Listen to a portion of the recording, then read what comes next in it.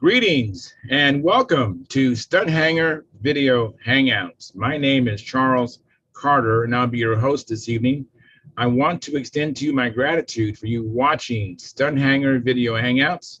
If you are watching this as a replay, I want you to know that I host these YouTube live streams every Monday and Friday evening starting at 6:45 p.m. Pacific Standard Time. So please make a note of this so you can watch or be part of the live stream. Plus, we have an after party following the live stream, which is sometimes better than the live stream portion. You must be a registered Stunthangar Forum member to find the link to be part of the live stream and the following after party. Here at Stunthangar Video Hangouts, we talk about building and flying model airplanes, sport flying, competition flying, and what you've been doing lately. To join our conversation, if you are already a member of Stunthangar Forum, you can find the link if you scroll down to the section called At the Bench. Now, if you're not a member or not logged into Stunthangar Forum, the At the Bench link will not appear. If you're not a member, please register at stunthangar.com/SMF. That's stunthangar.com/SMF.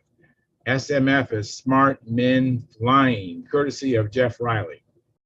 You must place a space between your real first and last name when you register. You must also use a valid email address or Sparky. The proprietor of Stunthangar will not approve you. Now, if you're inclined to not come in, just enjoy watching us on YouTube, wonderful, fantastic. Please enter your questions or comments in the chat box over here, and I will do my best to make your comments a part of the show, or questions a part of the show.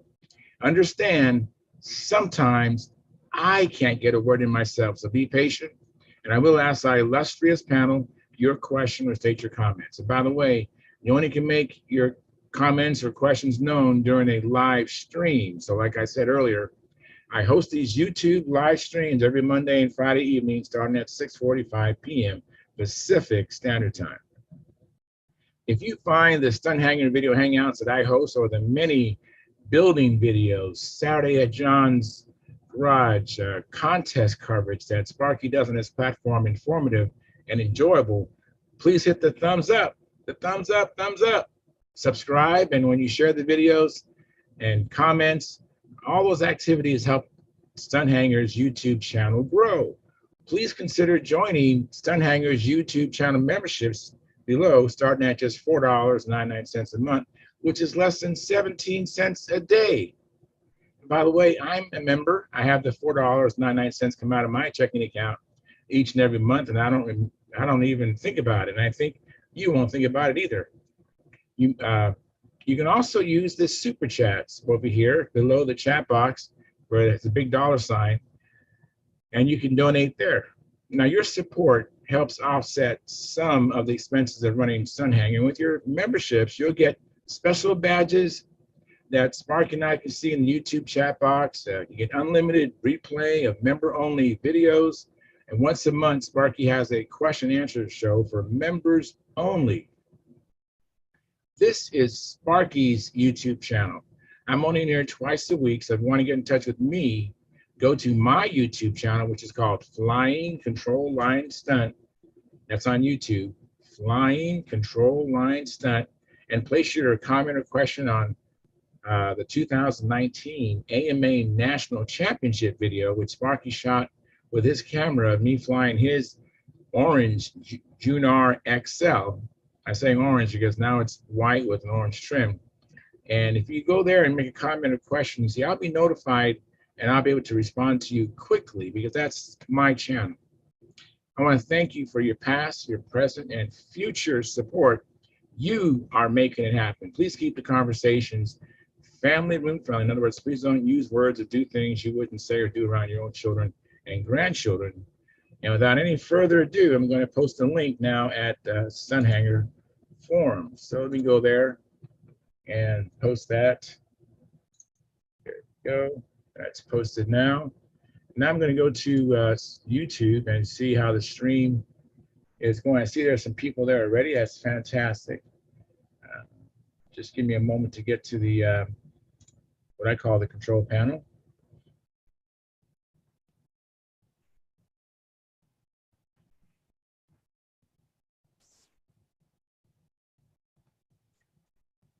All right, here we go. Getting there. Another click or two, and I'll be there. All right, looks like it's streaming. Very good. And looks like we have 10 concurrent viewers, 6 likes. So if you haven't hit the like button, please do that.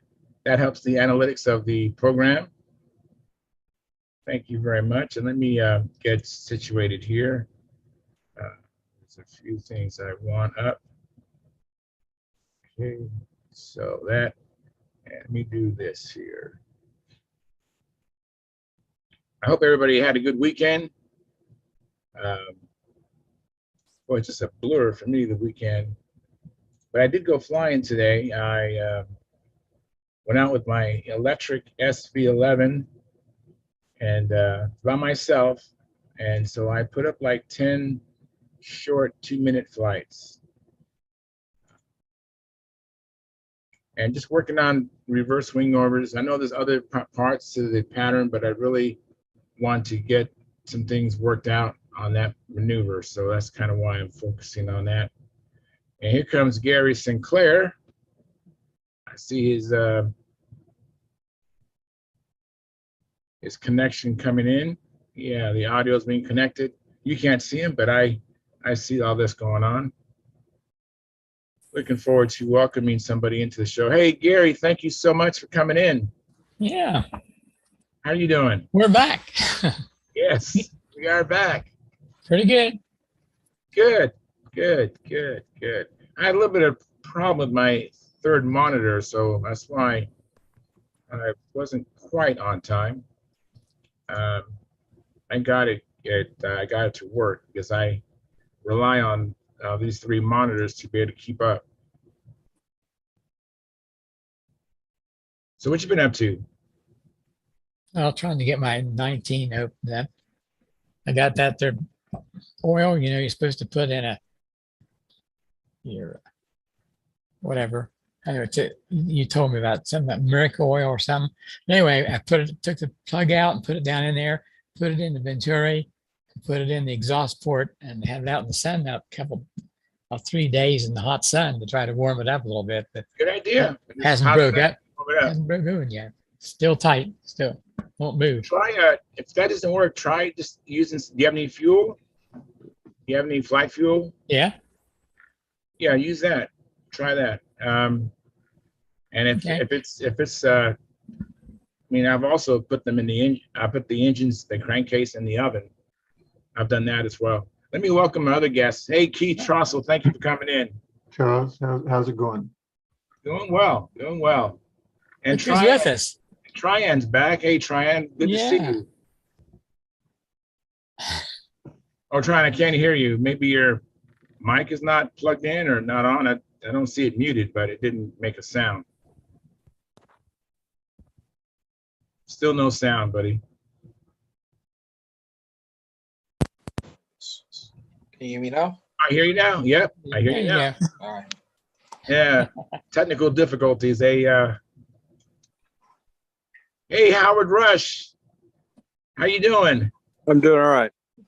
You know, I was thinking about you because when you were showing us your tail wheel, it must have been Friday, I noticed that wheel was really detailed, the tail wheel.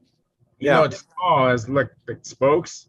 You know, all my tail wheels are just basically like a solid, either white or solid gray, or maybe they're aluminum. But yours was really intricate. I really like that. Well, thank you. Mike Haverly made that. He made the wheel? He made the wheel. Mike Haverly? Yeah. Haverly, okay. Yeah, I've met Mike before. Yes, I know I remember him getting rid of some stuff, downsizing. Better known for his battery fire a couple of weeks ago. Oh, I'm so sorry to hear that. Did he lose any property or anything? Well, an airplane and a prop and stuff. Oh, is that the field? Yeah. It was entertaining. We all enjoyed it. Yeah, when it's not your plane and not your, was it a carbon fiber prop? Yeah, at Igor. Yeah. How much those cost? $50. Yeah. Yeah. It wasn't your plane and your $50 prop. Can be entertaining. That was the second prop he lost that day. He broke another one earlier, tightening the prop nut. And this one that burned up. I yelled at him when the fire started. I said, "Don't let the prop burn up." Yeah. It's too late. I'm beginning to remember. I have a battery on discharge. I need to probably go unplug that battery. Keep it away from your props. Yeah, there's no props in sight, but Okay. hopefully it goes automatically to standby and it'd be all right. Yeah. But if I step away, that's probably what I'm going to do is just check out the battery, make sure it's okay, and unplug everything. Yeah. So you've been doing any flying? I see you're out there outside where your circle is, right? Or are you not? No, I'm out in the back patio. My wife has me doing plumbing around the house. So. Yeah, that happens from time to time. Yeah. My wife and kids have me doing stuff around the house too. So Keith, have you had a chance, or anybody have a chance to do any flying? I did. Yeah, there were a couple of us that went out to the circle this morning and had really good air, and it was only about 80, 85 degrees. So that was my fourth and fifth flight since VSC with an engine that the VSC is where we lost a crankshaft. So new crankshaft, and the engine seems to be running okay now. So. Oh, that's great. Well, which plane did you fly? This is a big job with a double star 60 on it. Very, very nice. I'll have 85 degrees. Wow, I think this weekend, I just been like in the 90s out here. That's surprising that we're hotter than Arizona. It was 91 here today. Wow.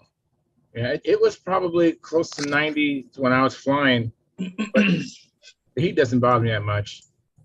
Now, Tryon, you said you did some flying too, right? Yep. Here you go. Let me share something with you. All right.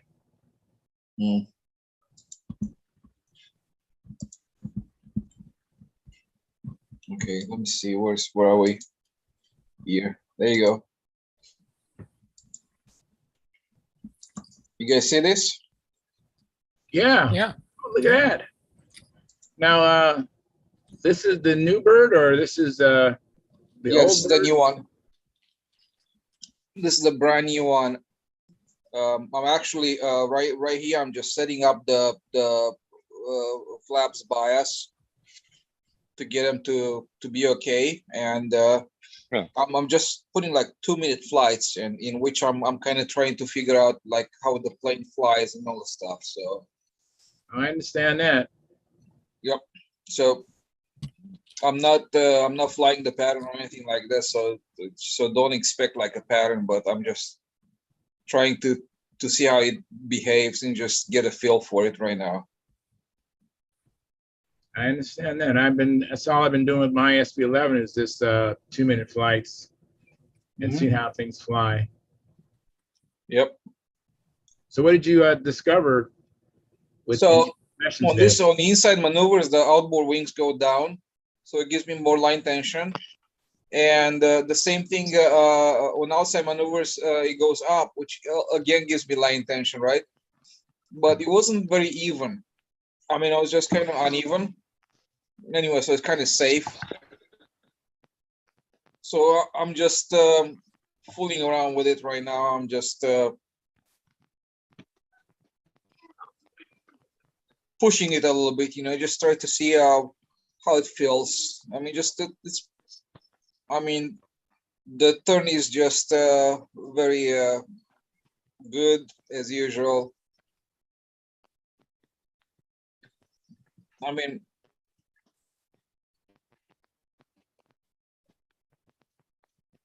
plane looks good.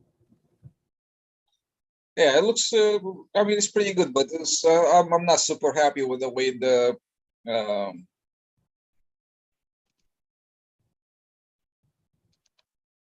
mean, the handle is definitely just spot on, I think.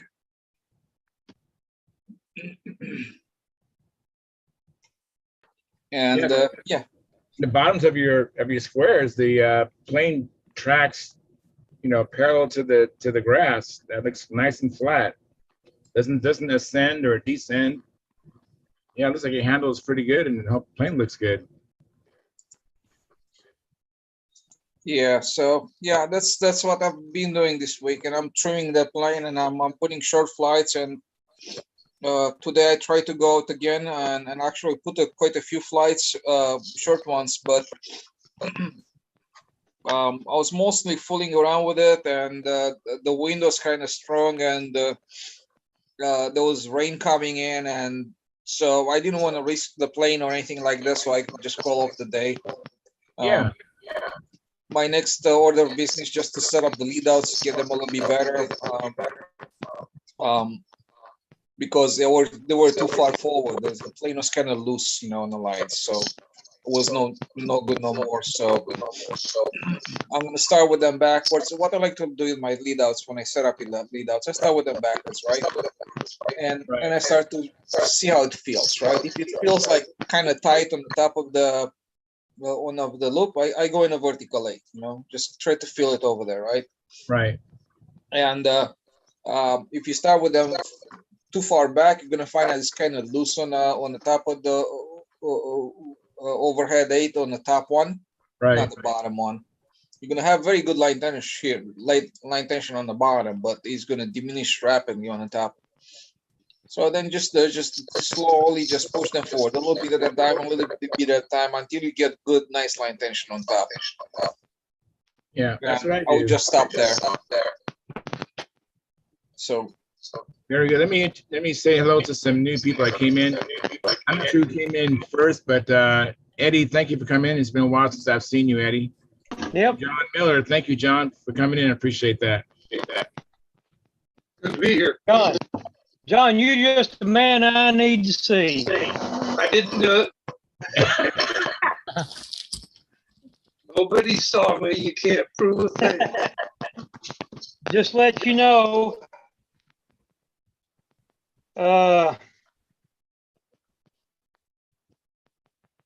just letting you know that he's got the it proof. has begun. Hey, hang on. It has begun.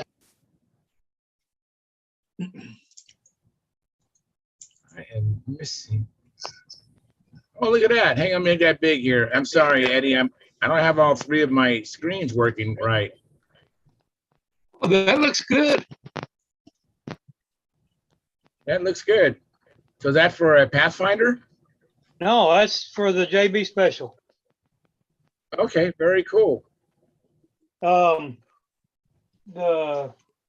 elevator, stab, and hinges and control horn, 2 ounces. Really?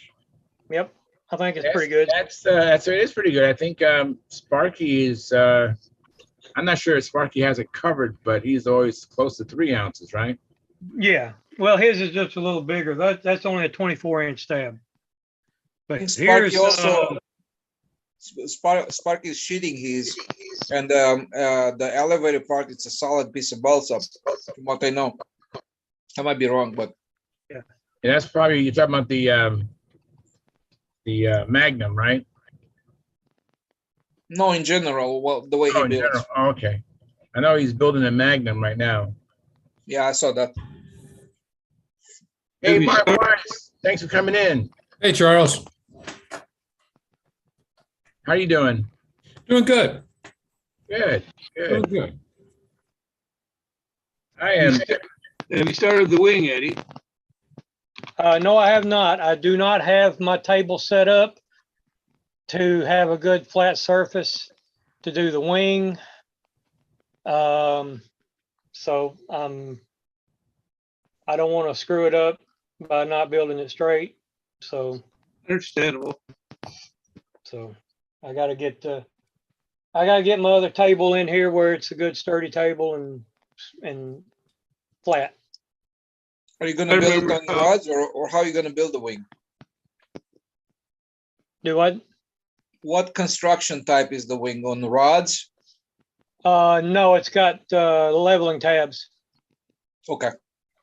Then you need a table. If it was on rods, you just need to level up the rods. That's about it. Right. Yeah. I gotta have a straight table. But it'll get there. Well, that's super. Glad to see the progress. Yeah, it's long time coming. Are you making that electric or IC? I see. I'm gonna put a Super Tiger 51 in it. That'd be good. Here's I'm working on a color right now. Get it here just a second. If you can see it. Let me get my.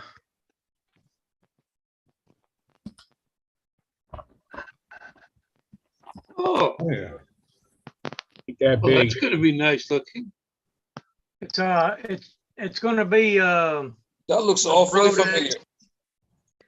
Brodax Cessna white, which is kind of an antique white. Yeah, there's several of them out there. It's got the scallops on it like that, but I mean that's.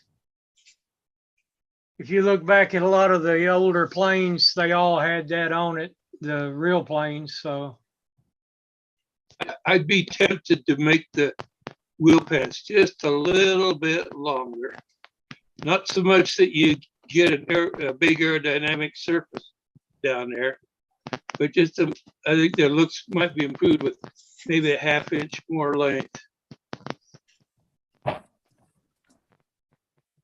Oh, you went dead on us. Can't hear you.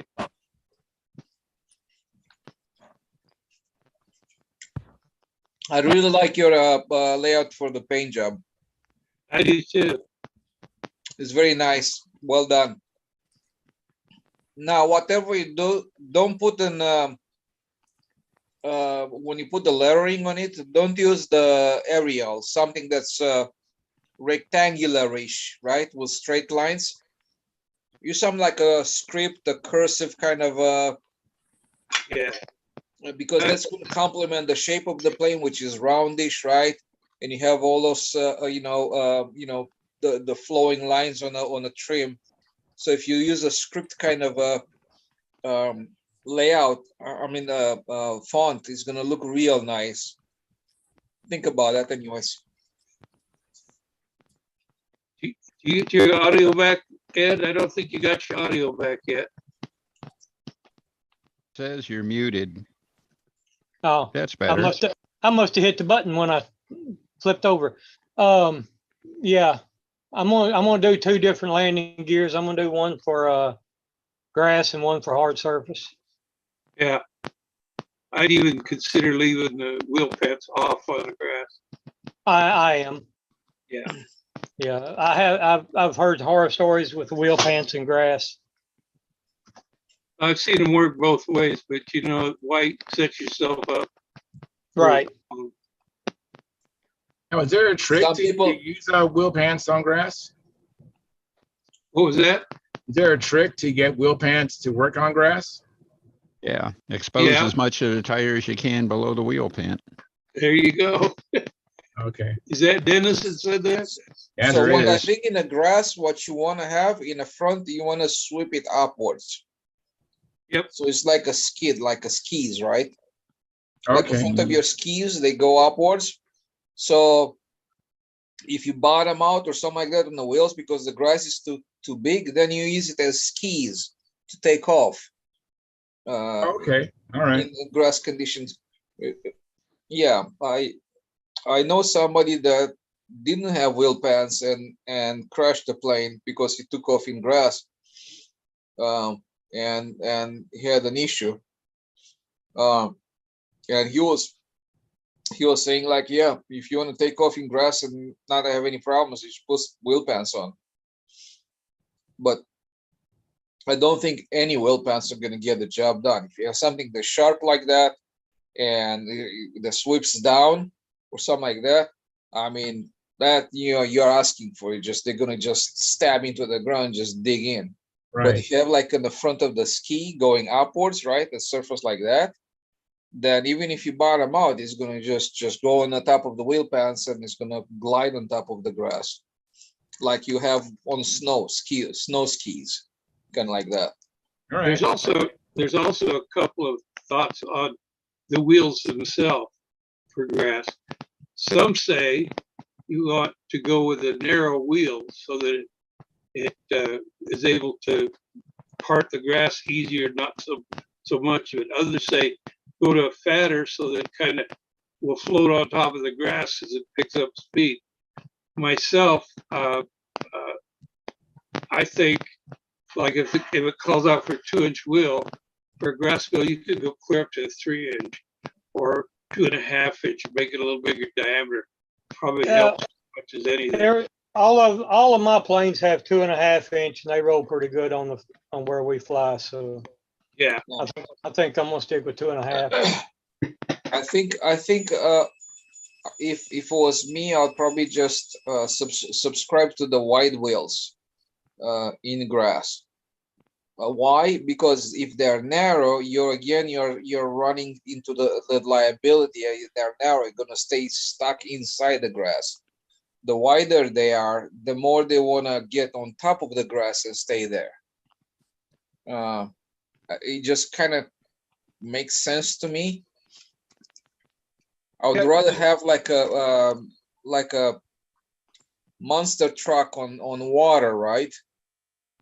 Where the wheels kind of beat the water and stay on top of it, versus a monster truck with narrow wheels in water where they want to sink down and just gonna flip it over, kind of thing. I don't know. The nice thing with wheels, especially when you make grass gear, is you can experiment with that set of grass gear with the different widths and different sizes, all kinds of things. For instance, you want to splay the gear a little bit further forward in grass. Yeah. Maybe 1/2 inch to 1 inch further forward, maybe even more if you got really rough, nasty grass. Yeah. But that's the best part of being able to play with it. You got that extra set of gear, and you want to make them a little bit taller than the hard stuff. Gear. But now that being said, Jeremy, how big of a grass are we talking here? It depends on the grass. Exactly. I mean, how big of a grass we're talking about? I've seen the grass in Florida and your area, and it's real coarse. It's like Bermuda grass for the most part that I've seen.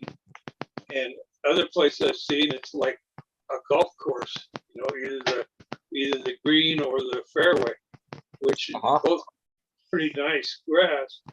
So you gotta experiment with what you have to fly off of. Yeah. Well, we can go to. I have a setup. Yeah, go ahead. We can go to Poland, and Howard was there 5 years ago, and that would put cow pastures to shame.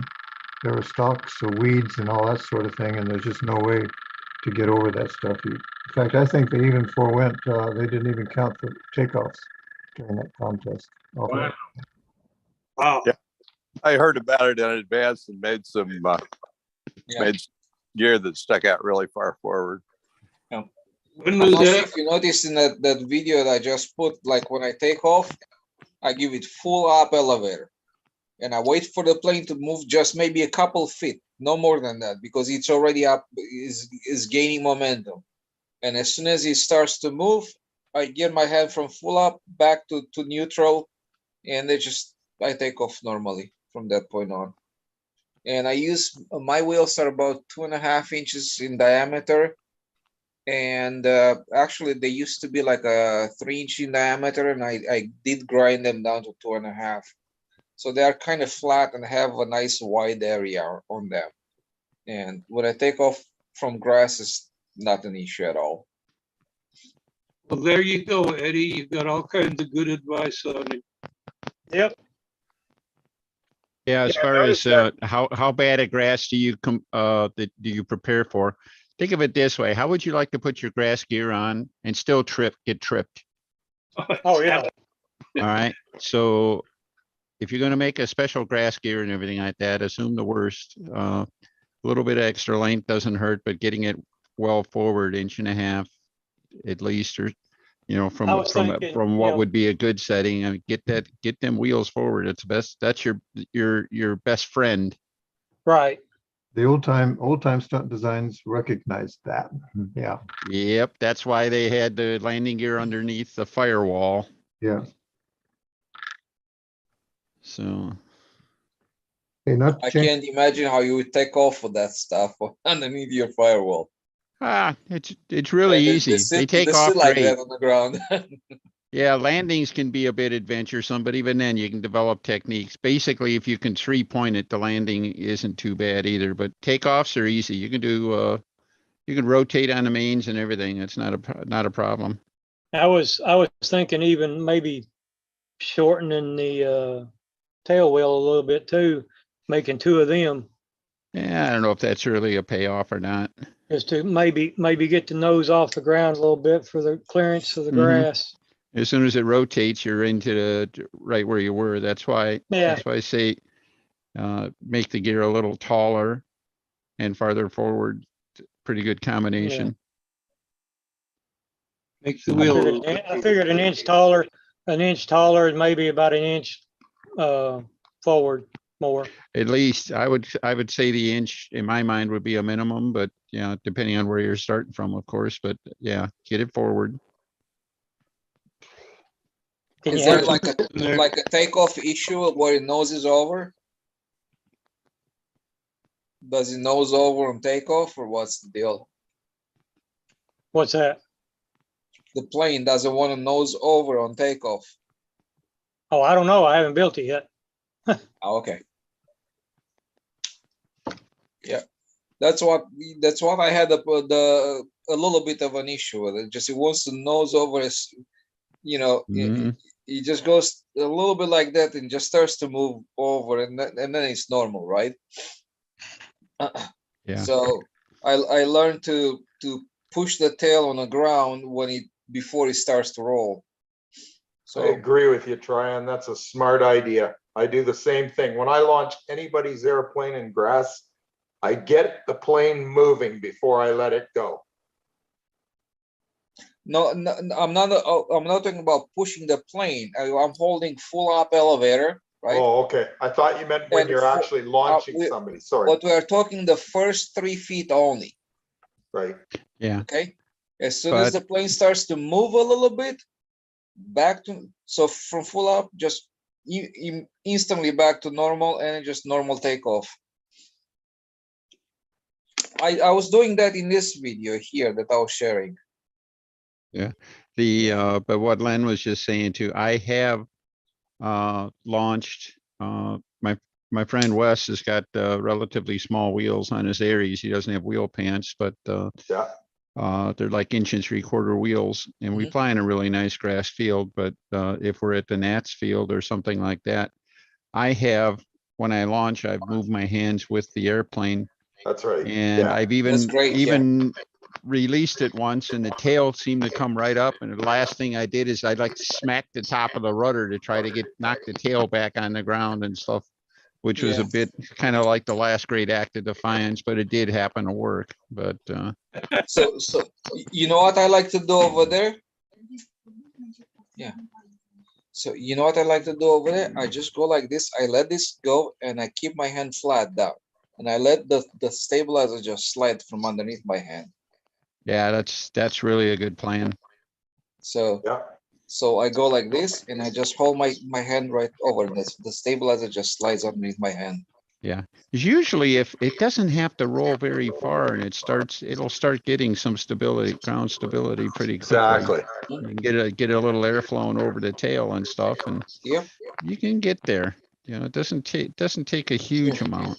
The only thing that drives me crazy is guys who will launch your airplane in grass, and they've got one hand in front of the wing, one hand in front of the stab, and then they just lift their hands up, and the plane just tips nose up, and boom, done, stop.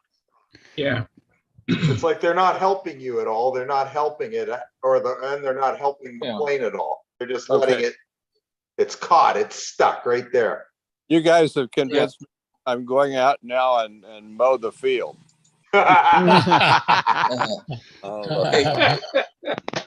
Not the, Charles, you Well, mind if I Howard, share that? I'm betting that swept forward landing gear that you made a few years ago, I'm betting that's part of your carry-on luggage this time too, isn't it? Yeah. Yes, it is. Yeah, it makes a ton of sense. Here. Hey, Charles, do you mind if I share that trick when I'm taking off here, just the takeoff? Sure, just 1 second. Let me, I'm kind of lagging on the chats real quick. I don't want to ignore them. Jack Snappy says, hello, all like added. Thank you, Jack. I appreciate that. And then Gary Sinclair told him hi. And then Jack Snappy came back and said, hi there, Gary. Sure enjoy this show. Helps keep my hobbies going. Has some airplane stickers and other things. I think he's into trains as well.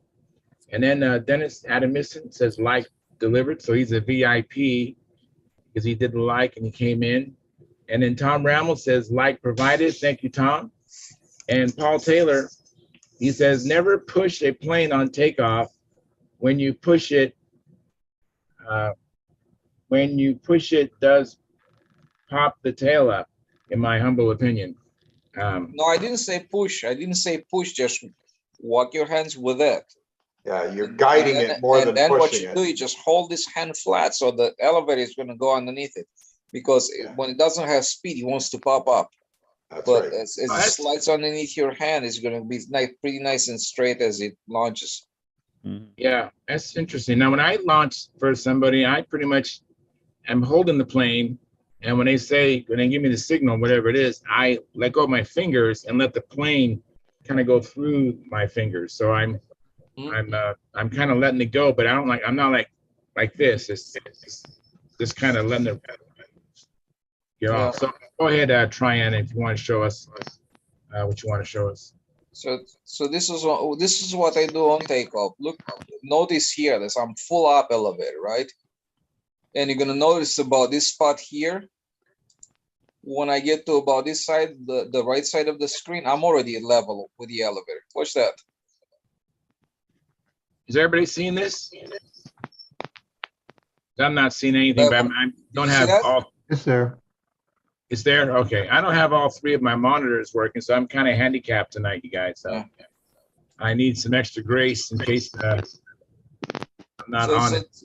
So this is what I do. See, it's going to be full up elevator, and about 1 yard, maybe 2 yards later, I'm right on level.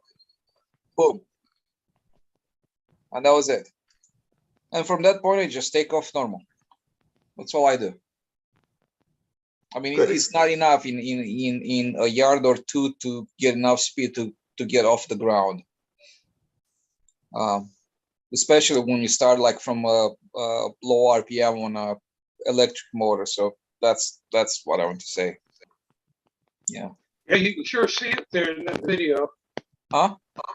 You can sure see what you're talking about in that video. Yeah. I didn't realize you only had that much full up. You know, you don't have much on there, do you? But definitely helps keep the tail down. That's for sure. Well, if you get the speed up quick on there, that's what he's doing. He's pulling full up to keep the tail down until he gets the aerodynamic speed, and then he can go to neutral and let it accelerate. Yeah.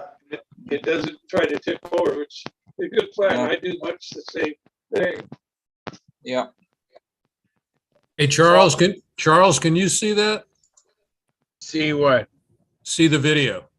Now I can. I finally have three monitors now. My second monitor wasn't working, but I have it set up now. Well, it's a shame because it was a woman, a topless woman flying the airplane. She I'm gonna be incentivized to watch the replay. Mark, what airplane? Oh boy. Oh, that's really good. That's right.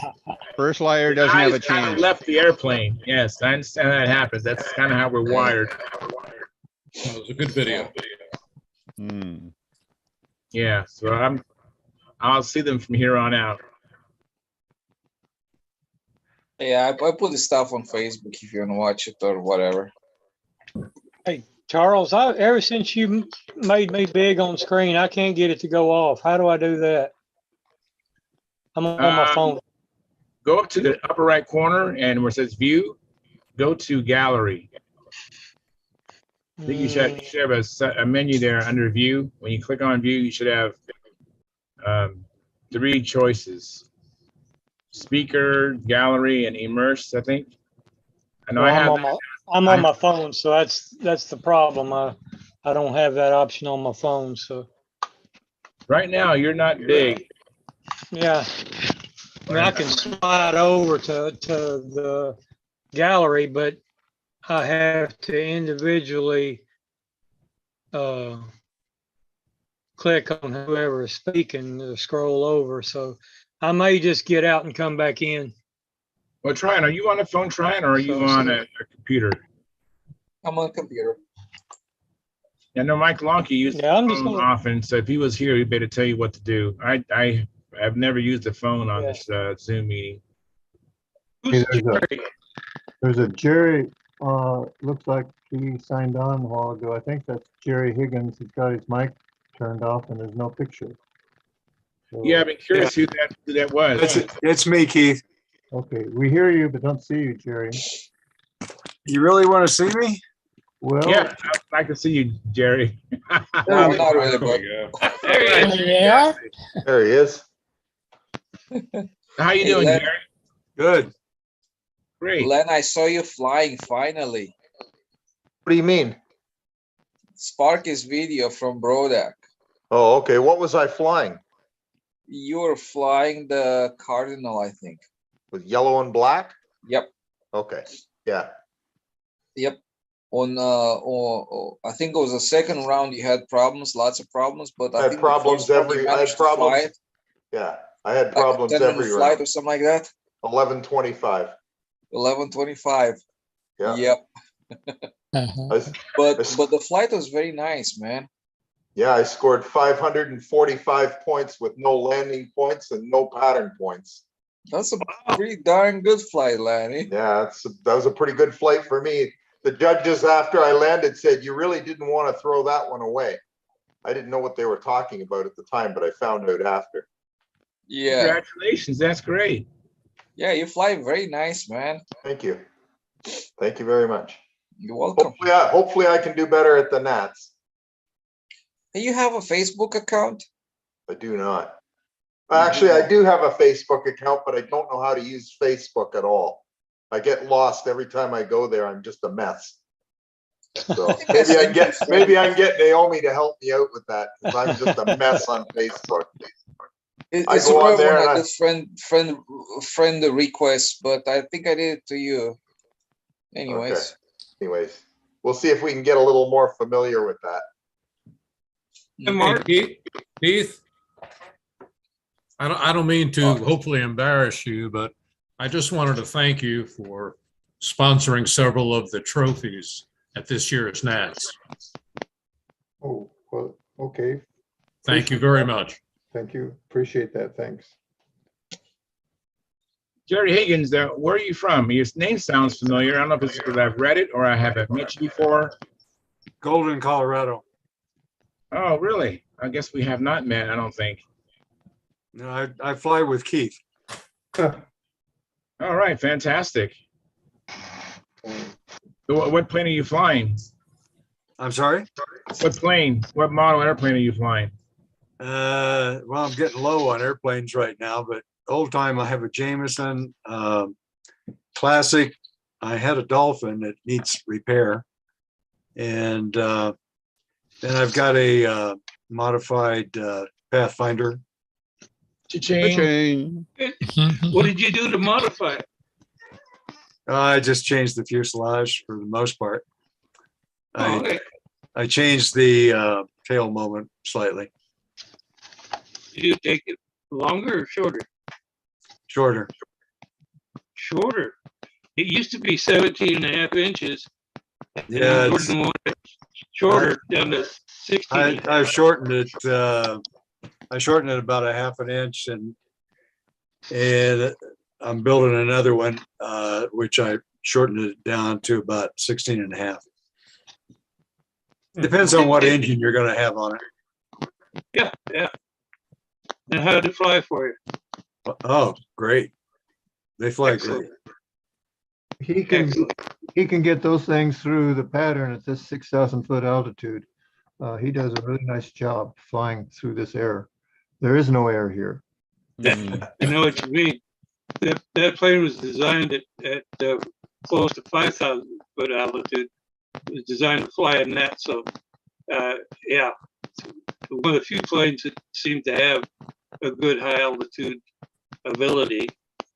It's even better when you go down lower. Yeah, I actually was in Salt Lake City a number of years ago for a meeting, and I was there on a Sunday and ended up going out and watching Gordon and all of them fly. And I saw him fly the Pathfinder, and I thought, I need one of those. But I'm not crazy about the jet look design, so I changed the fuselage shape. Sure. Just a matter of taste. Yeah, it's not a problem. Some people don't like it as a tri gear, and they'll change it to a tail dragger, which I think is not good because you're throwing away points in your pattern. Because you can land a tri gear so much better, get better points. Yeah, mine's a tail dragger also. I think you're right about the tri gear. Yeah. I just made it look a little more classic. Yeah, gotcha. Hey, I'd like to throw out a theoretical question to all you guys. Dennis, I think this is right up your alley, maybe Keith too. I mentioned this to Paul Walker a couple of years ago at the Nats, and he said, that's very interesting. Let me know how it progresses. And my thought was this, we fly airplanes, and the wing is really, in my opinion, is doing really nothing to keep the lines tight. We're using rudder, we're using speed, trim. So my question is this: if you were to design, let's say, the equivalent of a profile airplane, but when you look from the top down, it would have a curved right side and a fairly flat left side. Would that develop outward pressure on the airplane and keep the airplane on the lines as if in an airfoil? Marginal. I think the rudder would have more to do with any kind of how tight your lines are going to be than the fuselage shape, unless you go really overboard and make the fuselage look like a flat bottom airfoil. You can make a side force generator. The taller aspect ratio than a fuselage. And you put it anywhere on the wing, you put it the right wingtip, what I did. Oh, okay. Well, Ted Fancher, in one of his writings, I don't remember whether I believe it was in Stunt News, one of his suggestions when building a profile was to put just enough out thrust in it so that you don't have any in thrust. Yeah. So, and if you look, he explained, if you take the curve that you're flying on, say it's 60 feet, if you lay that out, and then you put the fuselage in there, say it's 3.5 feet long. You point of attachment, if you look, the nose is already out, pointed out from the radius. So it's already pointing out some, as well as your stab and elevator, which the idea is it's giving you some rudder and it's giving you some out thrust to help maintain the line tension as you're flying it. Now, when you go into the tricks, as he calls them, things change a little bit, and you have to be prepared to make some adjustments to accommodate some of the tricks.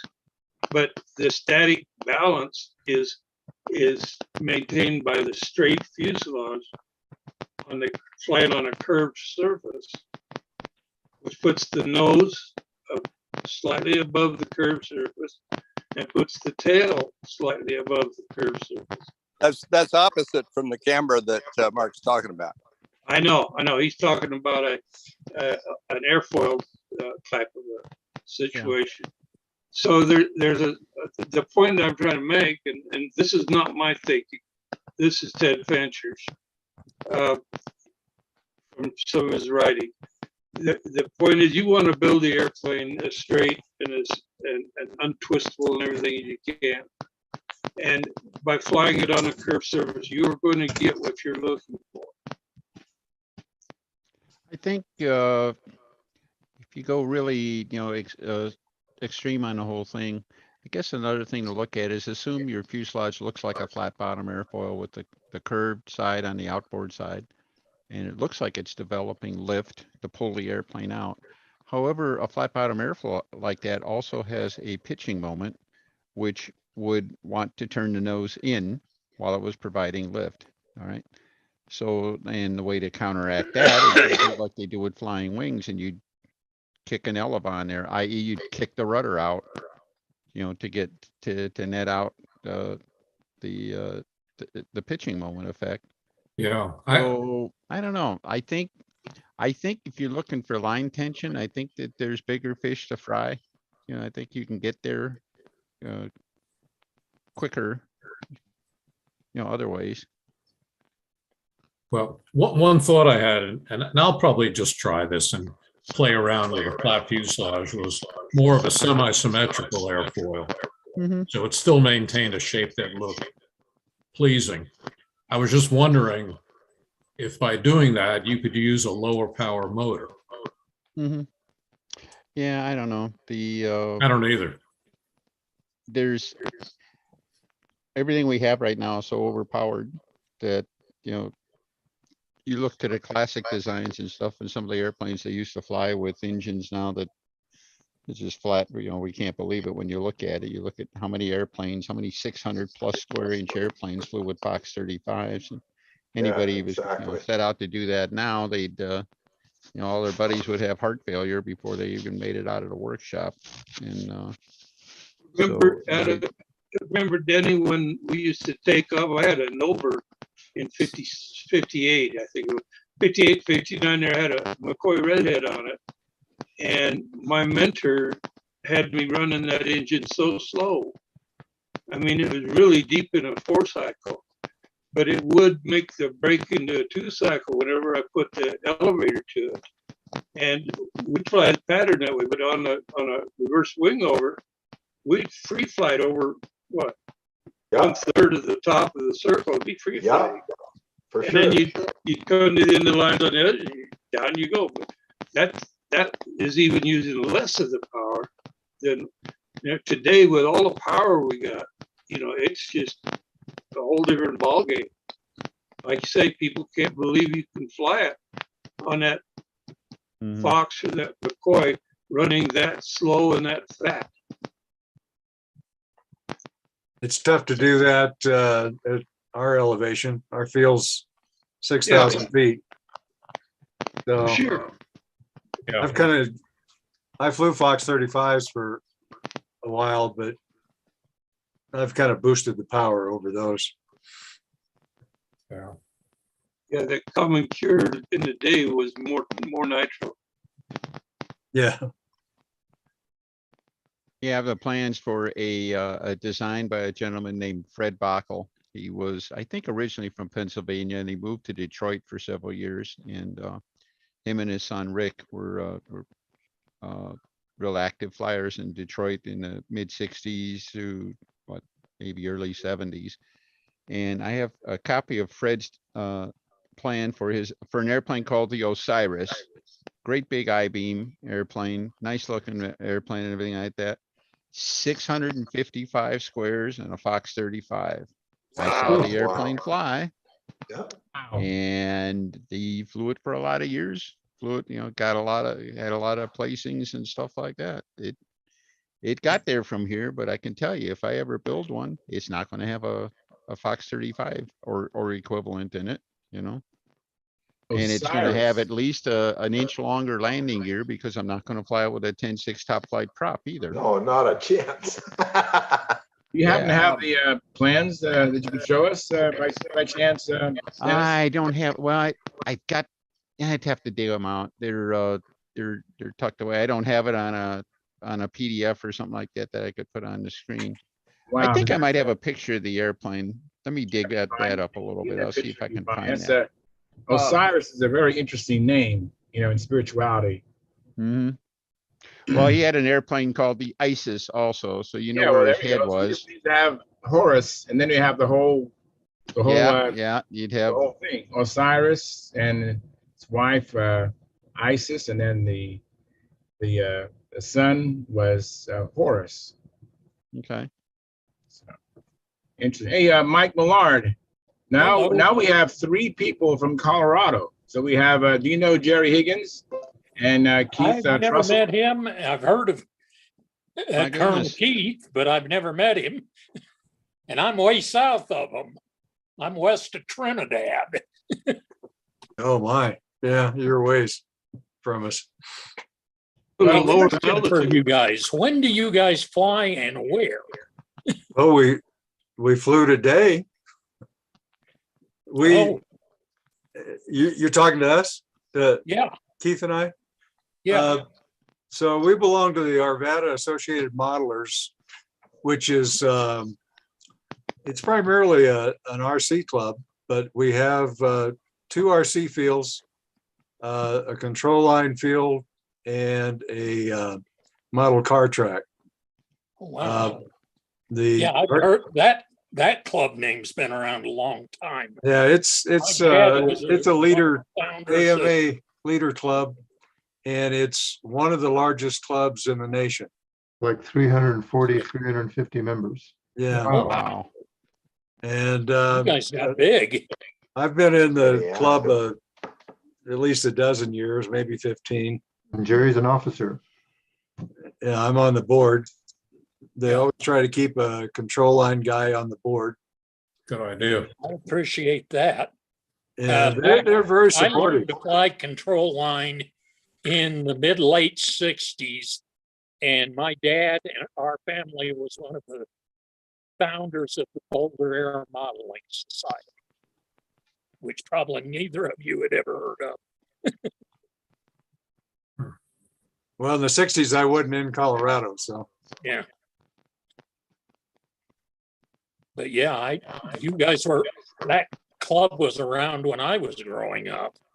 I'm a new guy. I just got here 7 years ago, so at least it's a flying field.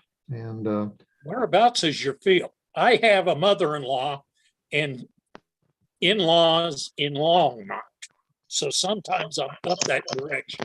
I don't have really a field at all. I'm going to try to build an airplane and fly in an old coal miner camp ball field.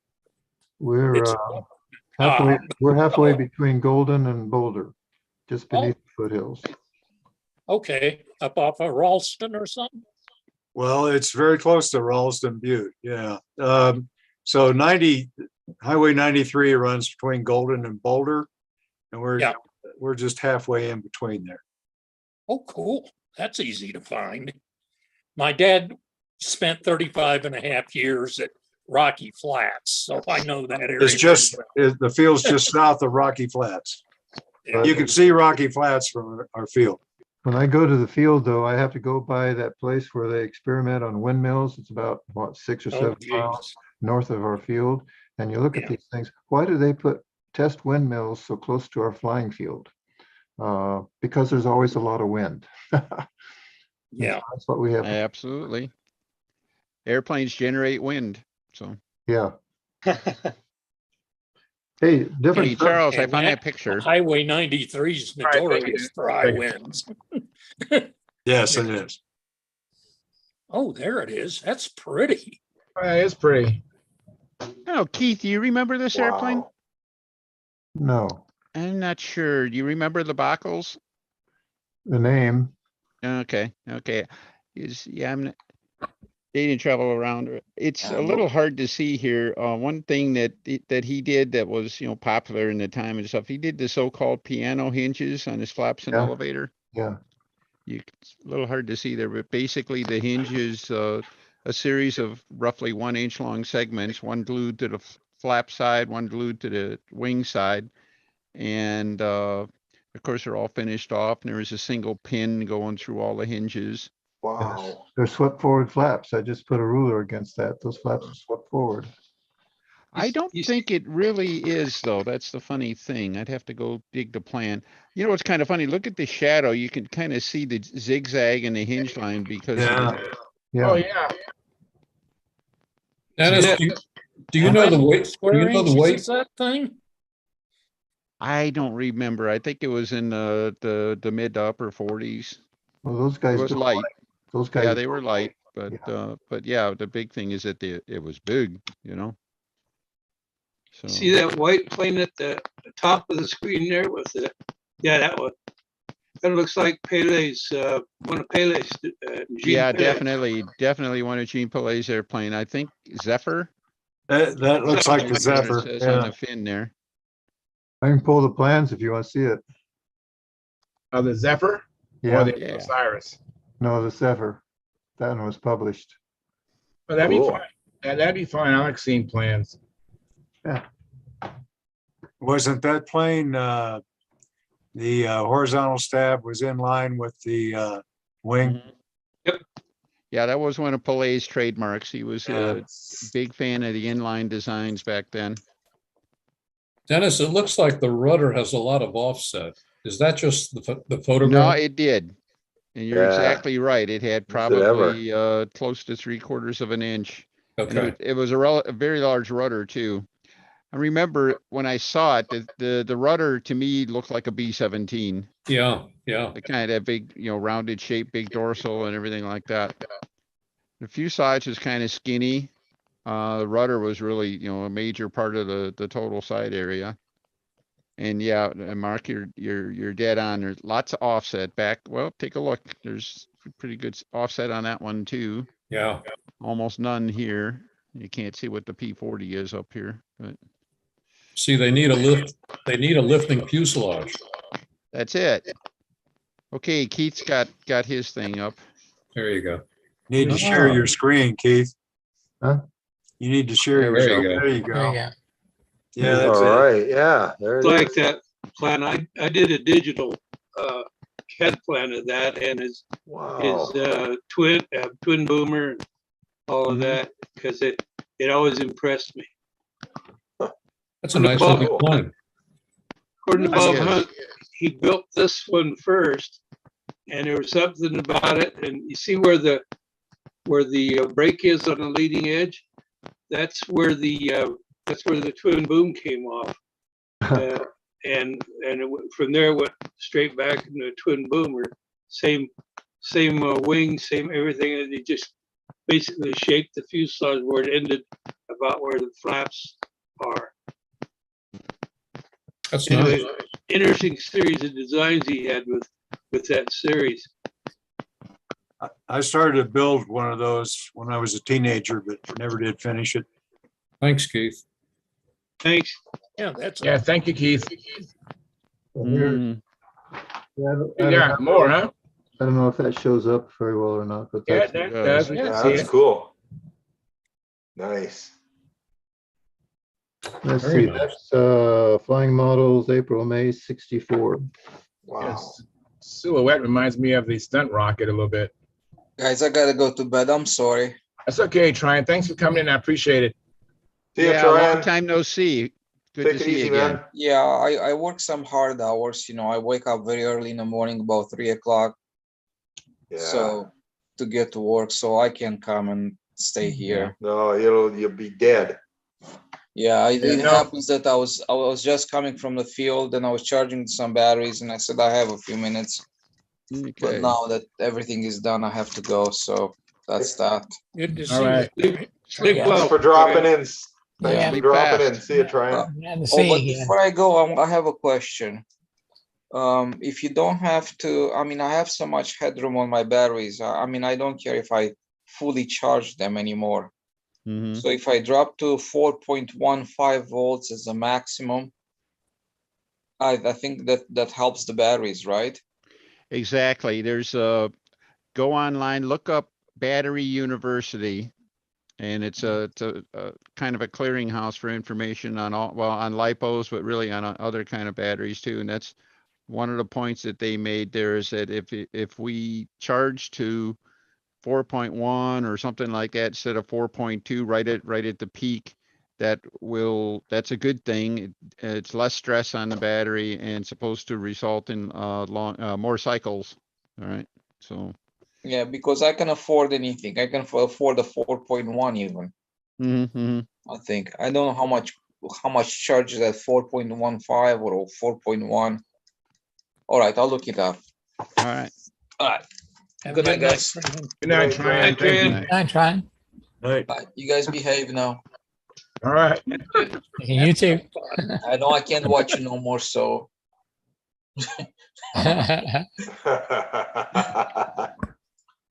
What do you got there, Keith? Okay, something else. We were talking about handles the other day and Yeah. Right. how the wrists go. I found this a long time ago before I had access to a Xerox machine, so I just copied it. This is from Air Force Systems Command Manual 80-3, Part A, Chart 5, the average normal range of motion of the wrist. And I find this interesting. It shows Yeah. you got 15 degrees, and for down, you got 30 degrees, Wow. an average wrist. And That- I've always wanted to show this to Ted Fancher, because he says you got to hold your handle perpendicular to the ground. Well, that doesn't work for me because of this, I think. Yeah. Right. He might make it work for him, but watching him fly, I don't think, well, Howard may disagree, but I don't think Ted always follows what he preaches on that, particularly when he goes upside, or when he's flying inverted, why he holds his handle sideways. So Oh, yeah. Yeah. Yep. True, I'm just holding my hand out in front of me and I can see it. I have a lot more down than up. just Yeah. as your Yeah, natural I move. do. Yeah, you Way, do. way more. Yeah. So if you put- I've never thought about it, but it's true. So if you put your handle in there vertical to the ground, I think you're limiting what you can do up and down, unless you only want to use 15 degrees up and 15 degrees down, but Right. Which probably is what most of us are doing. yeah. Yeah, okay. Now, most of my planes, they turn quicker on outsides. And so that might be why too. I might, unbeknownst to me, I might just be moving more. It could be, but there's a way to trim your handle to account for that, and also to adjust your elevator flap trim can adjust for that too. So I find when I try to get a lot of up movement in my arm, I want to twist my wrist just a little bit. And I'm actually going this way. Yeah, I'm wondering if a lot of us don't use a lot more arm movement on our up than what we think. Yeah. So in other words, you're using your wrist to do your down, but when you're giving it up, you're using your wrist and your arm to get the up. Yeah. Yeah. And That's not even thinking about it, just doing it because you've been doing it that way for so long. Yeah. Yeah. That's interesting. I once, for a while, I was flying with a bias, well, not a bias, but, a pistol grip type of a handle. Right. And, it worked fine, but I did listen to Ted and went to the straight up and down. And I've gotten used to it. I prefer that now. Yeah, so have I. So it's hard to say, I remember Pat, he's a CAD guy. Pat lives in Idaho. Johnson. Pat Johnson. Pat Johnson flew with a lot of bias in his handle. It was a contest. He was flying I think it was his P-47. And he was flying in front of Fancher. I mean, he was having trouble because his maneuvers were so biased, you might say. He had so much more control one way than another, and had to when he got done, Ted took him aside and talked to him about, considering going with the upright handle. I guess what we have to do is find what works for each of us. But don't go to extremes on the bias handle because it can get you in trouble. Yeah.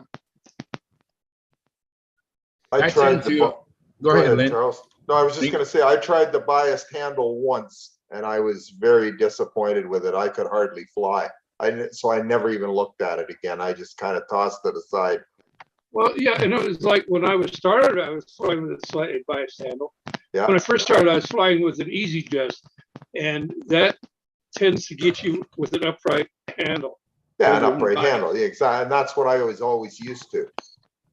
But when I got used to the biased handle, and it took me several, more than several flights to get used to having that handle straight up and down.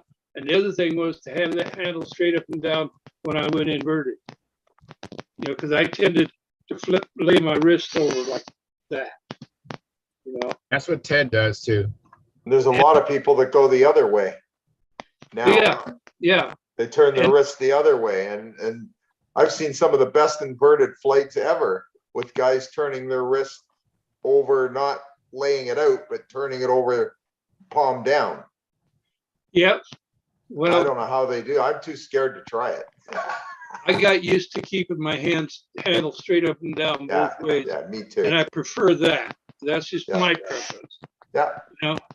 I've watched guys fly. You see everything out there in the center. You wonder sometimes how they can fly, right, Denny? I was going to say, I tend to have my hand down a little bit. If I'm in trouble inverted, my hand always goes flat, palm down, but normally I'm just leaning a little bit. Used to drive my dad crazy. Get your hand upright. I couldn't do it. I mean, it was just it was just natural for me to roll the thing palm down, and I can't even think of rolling it the other way. But we used to see guys flying with the palm down through the whole flight pattern. Yeah. Hey, Charles, I have the twin boom version of that airplane that John Miller was talking about. All right, good. I'd like to see that. Yeah. All right. Let's see. And I discovered Mike, something I else. saw you holding up something. I'll let you show if you want to show something. Yeah, that's it. Oh, wow. When was the last time somebody saw that? That was my dad's. Really? I'm thinking about building one. Wow, that airplane. Now, this is something I never noticed this about it before. It's a stabulator. Oh, yeah. Oh, yeah. I'll bet that's why it was a twin boom. Wow. Something.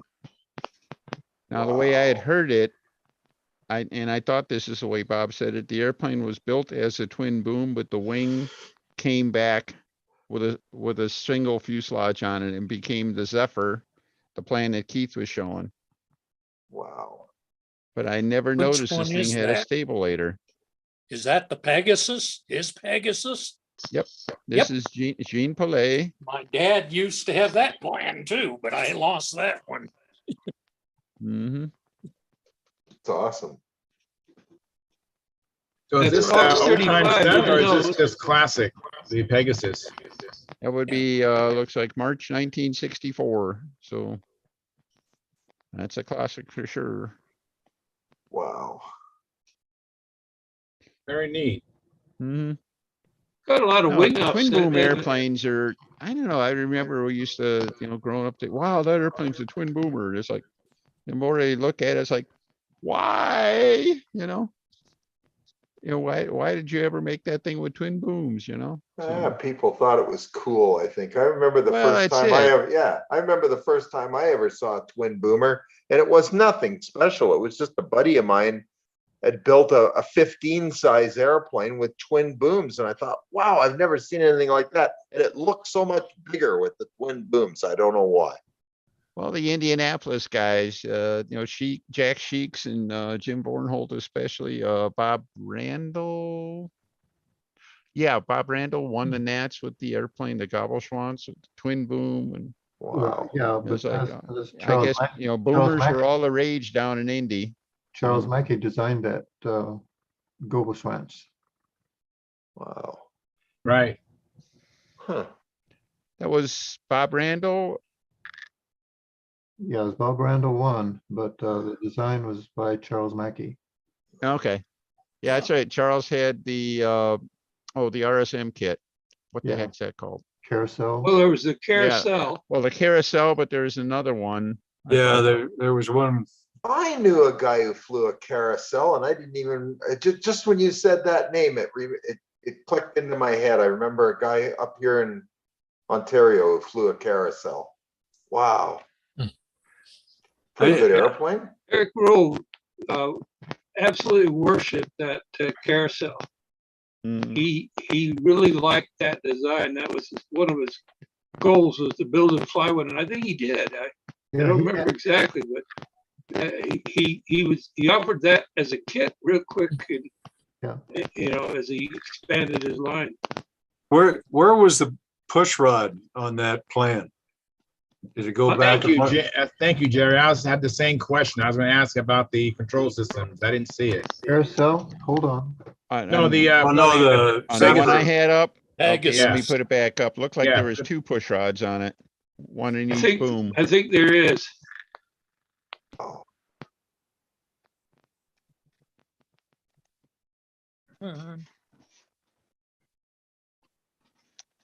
All right, you see, all right, is it up, the plan up now? No, not yet. It's Only in in your small. It's in your Explorer folder.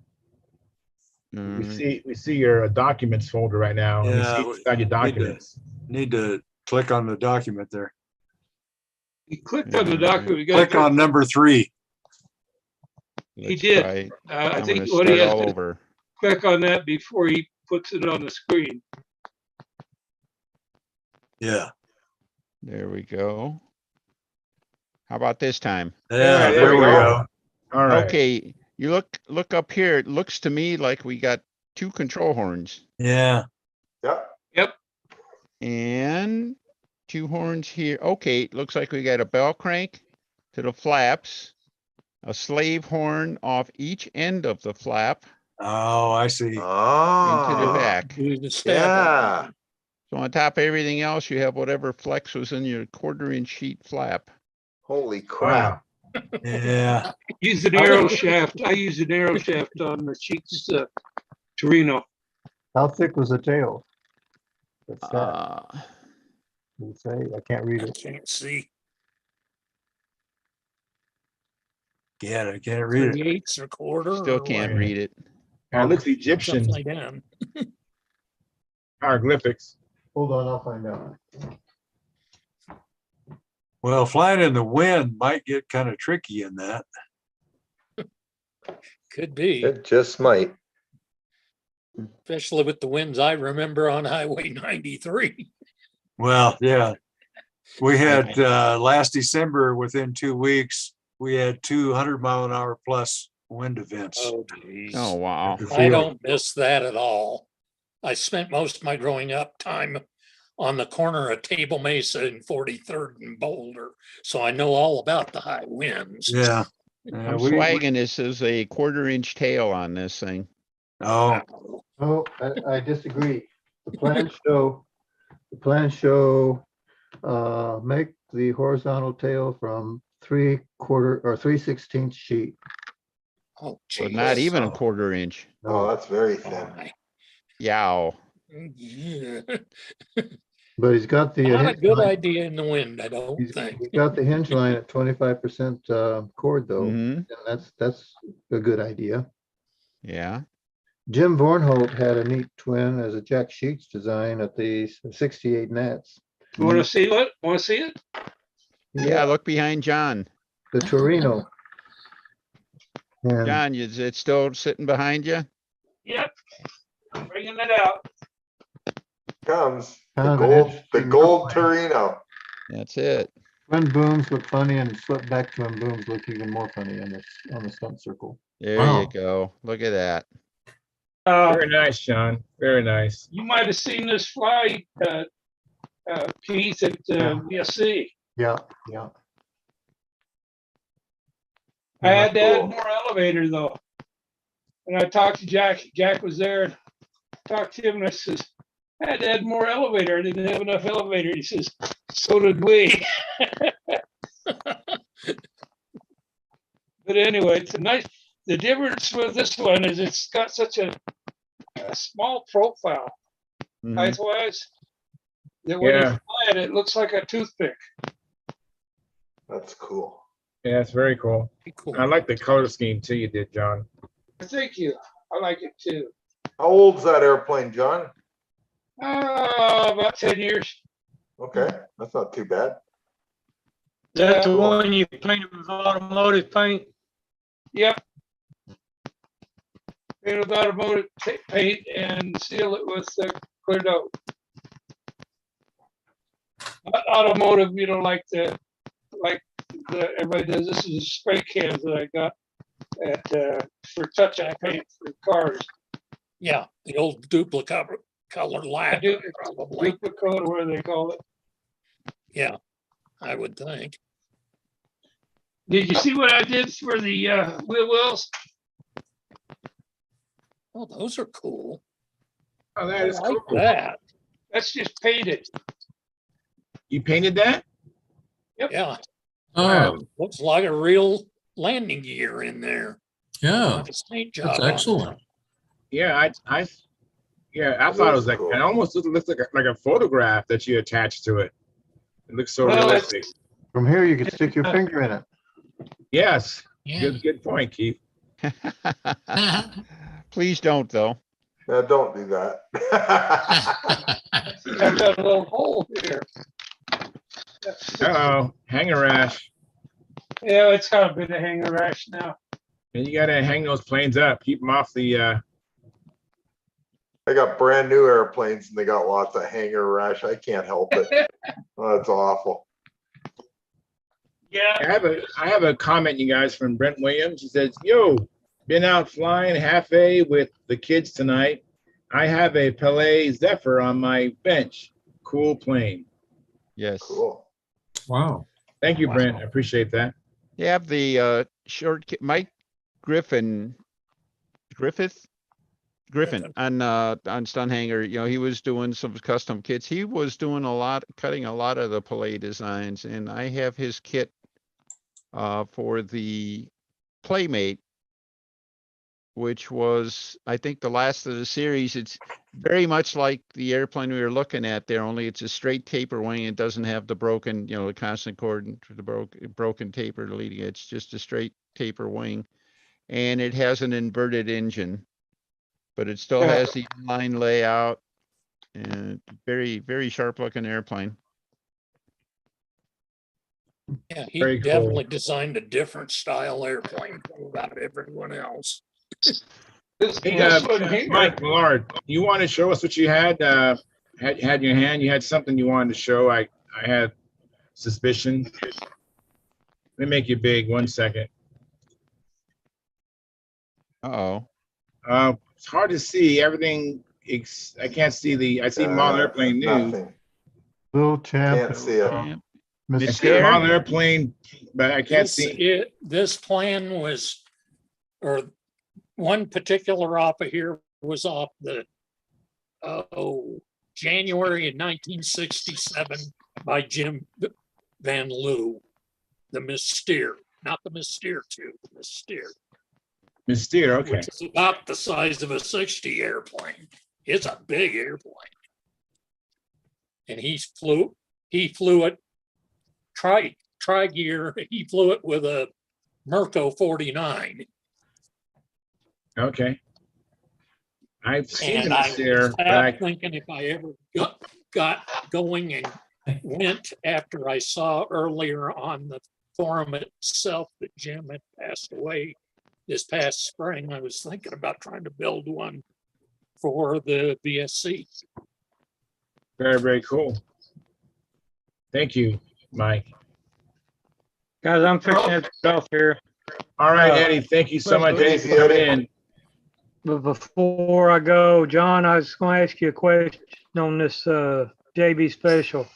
right. We was talking earlier about rudder offset. I noticed you didn't have any offset on the design. Is that up to the builder's choice, or did you have it? Yeah. Yeah, it is. I don't like to put a lot of offset on a rudder, though I'm not against it if you need it. But for the most part, I feel if you get it set up right, you don't need it.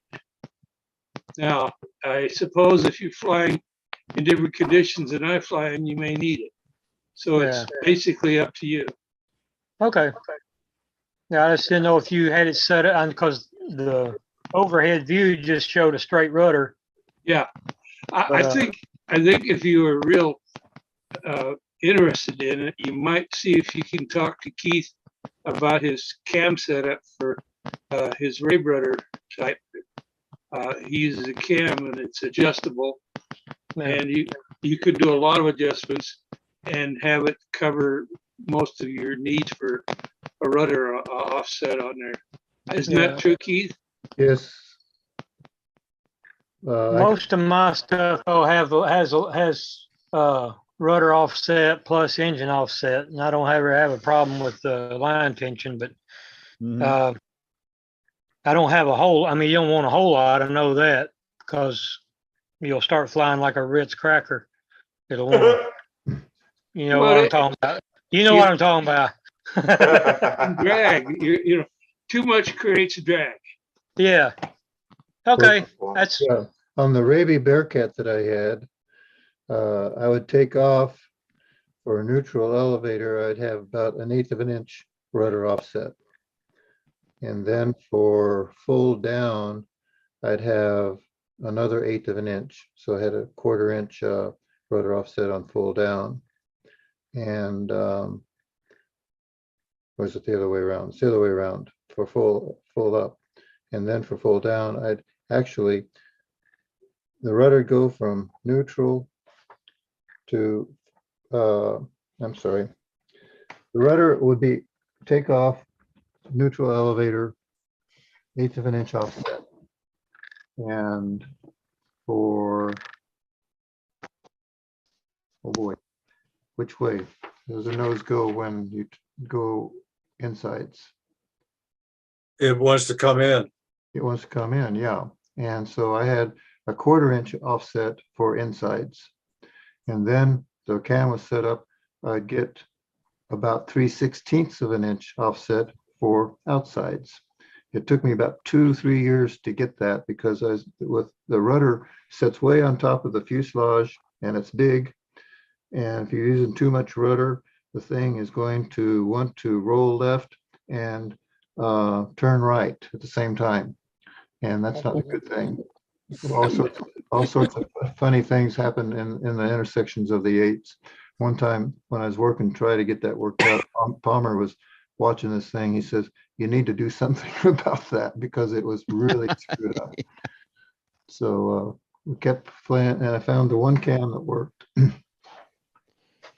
Speaking of, here's that missteer. Somebody wants to look at it. Let me make you big. 1 second. okay. Well, appreciate it, fellas. But all righty, Eddie. Thanks for coming in. Yeah, mysterious. Neat looking plane. I remember the first time I saw the Mystere, I was taken by the wheel pants on the nose wheel gear. But that was really neat. Someone had one of those at VSC a few years ago. I don't remember who it was. Do you know of anybody that has an original color picture of that thing? It's probably would be hard.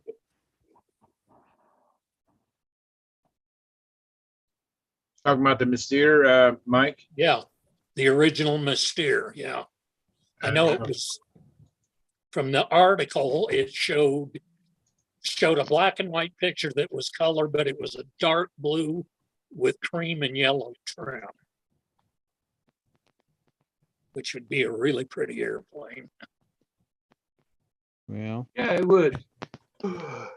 That's one of the things Jim Van Leeuw was known for, was building really pretty airplanes. So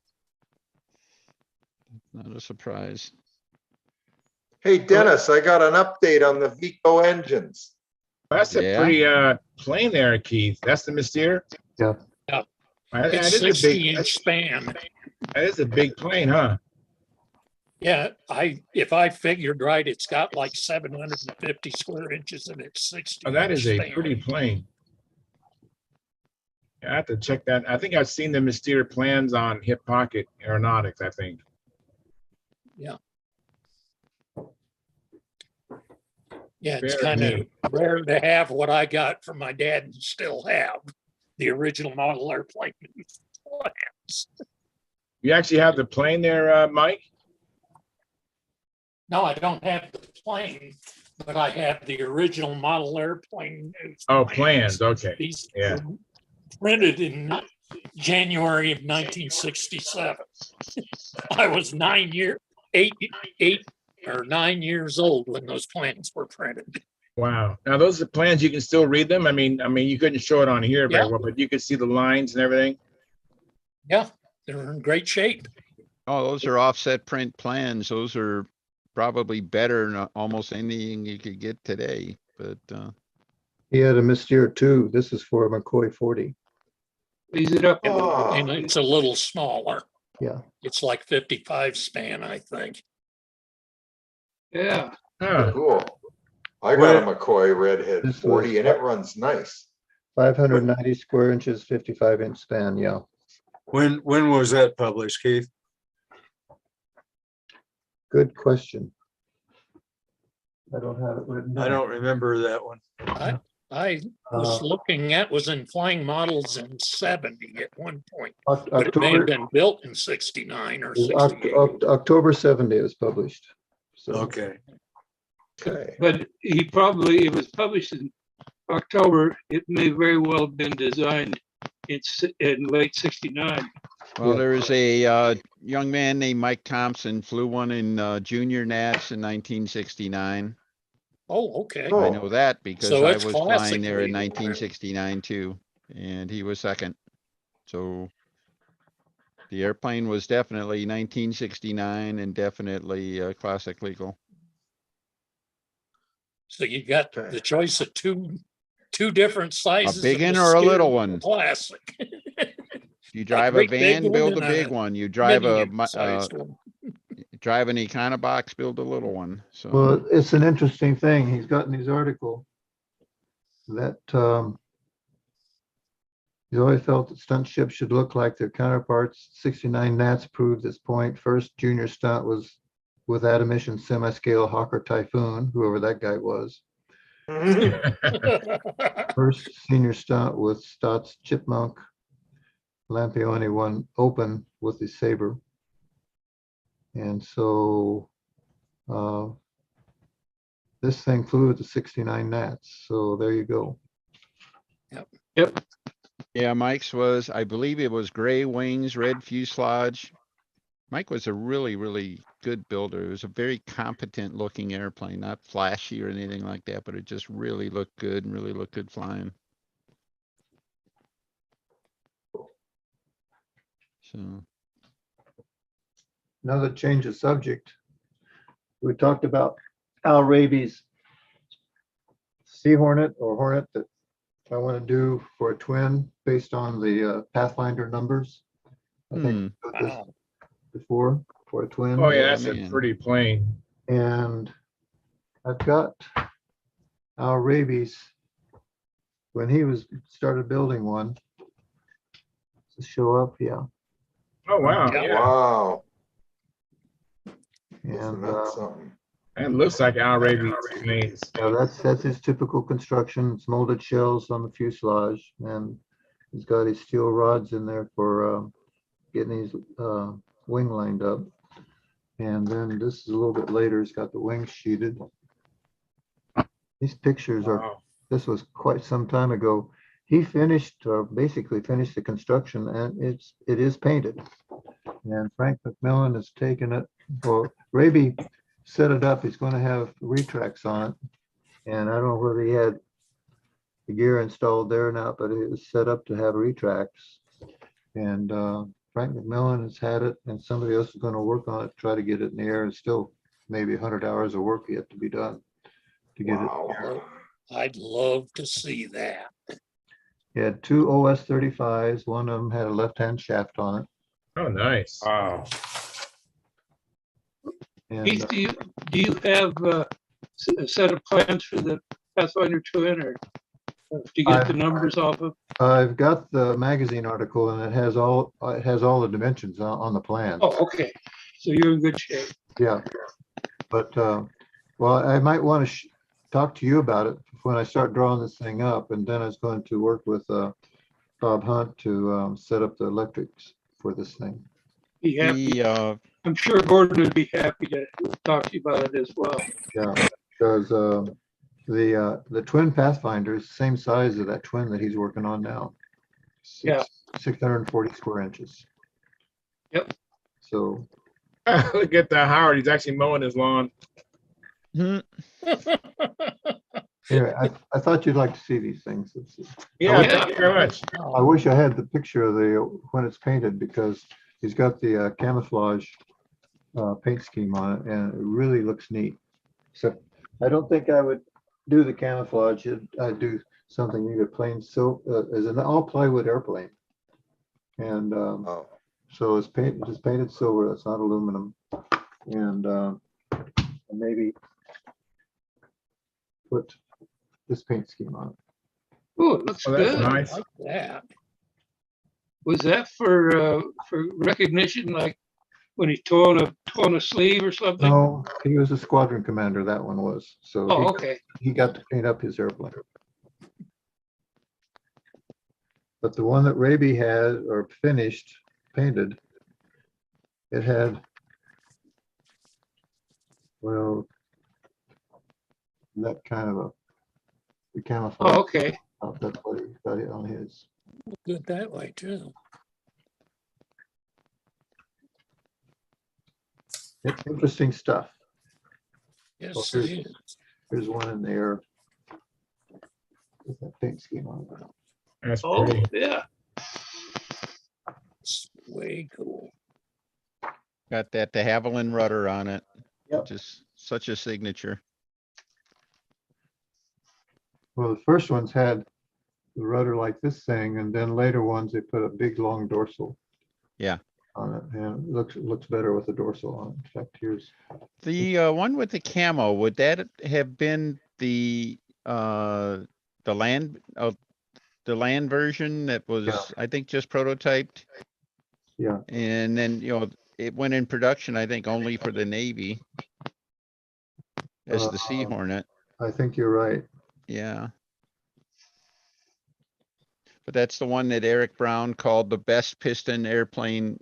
That was absolutely the cream of the crop, and he flew everything. So, well, there were several airplanes there at the end of the war, right after the end of the war. Well, this had the Griffin engines on it. I think its top speed, they said, was 495. Wow. Well, the Martin Baker was certainly on top. 485, I think, was for the Martin Baker, and then there was a Spiteful and Sea Fang, which was a wing Spitfire with a laminar flow wing on it, and that was 495 mile an hour airplane too. Yep. The last, the P-72 Thunderbolt, the P-51H, the so-called super prop fighters.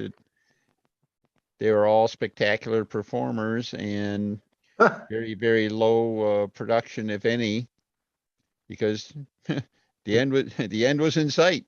Yep.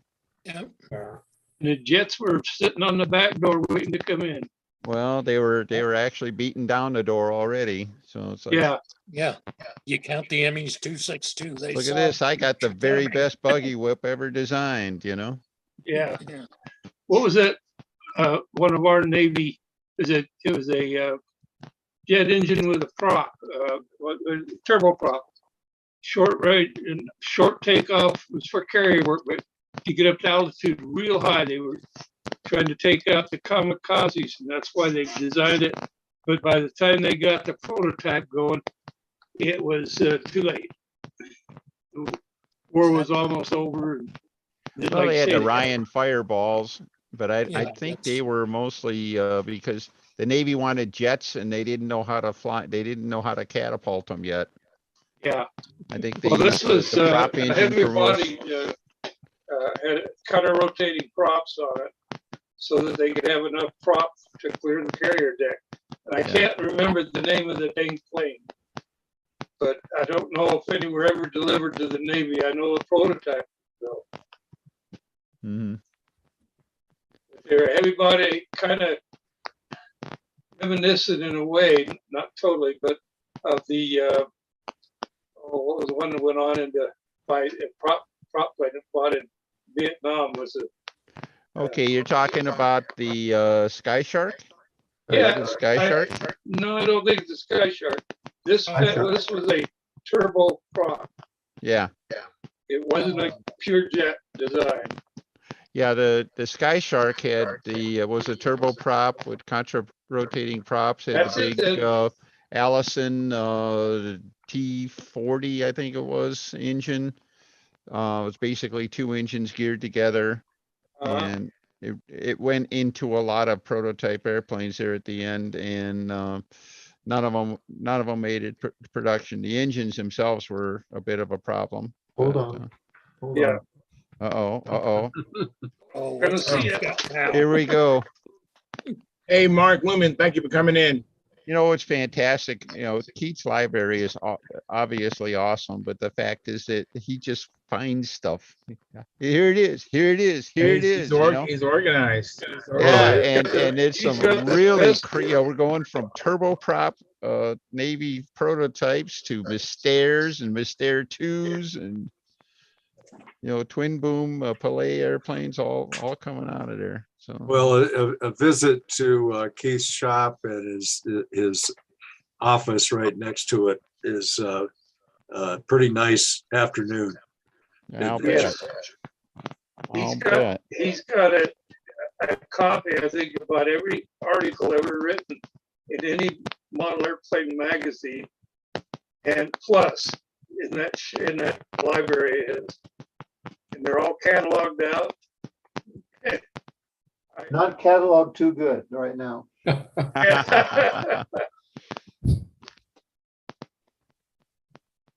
Well, it's pretty Yeah. amazing what he's got there, I'll tell you. It's been a labor of love for him, I'm sure. Mhm. I got a message from Philip Bailey. He says, light delivered at the beach, bad internet. See everyone next Monday. At the Okay. beach. Rub it in, Phil. Must be Just rub it nice. in. Yeah. That's Yeah, it. lucky him. Life's the beach. Life's the beach, you know it. I spent the day power washing my house, all right? So anything's a beach compared to that, so. Yeah, you're not kidding. Life was a That's beach no for fun at life was a all. beach for me this week. My header broke in half. Oh no. Jeez. This I is on can't the wa- this is on the Yeah, bear. oh, you know it. I soaked the fuselage again. Look at that baby. Snapped her right in half.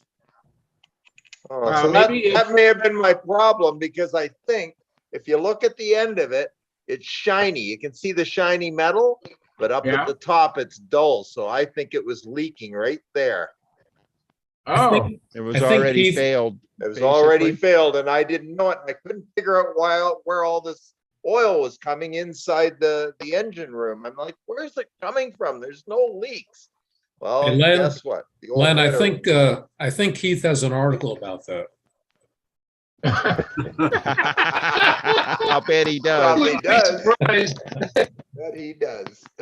That's awesome.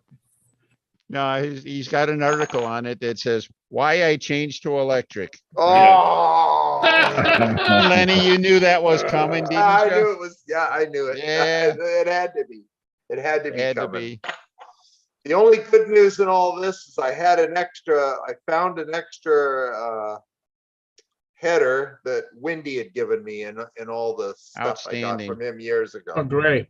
So I've Well, got hey, it you know hooked how to into the make airplane. engine runs. You're gonna get that thing under It'll work control, now. I all right? bet you it'll work fine now. That was the Nothing problem. else, you're running out of parts that can fail, so I'll zero it in until I get her.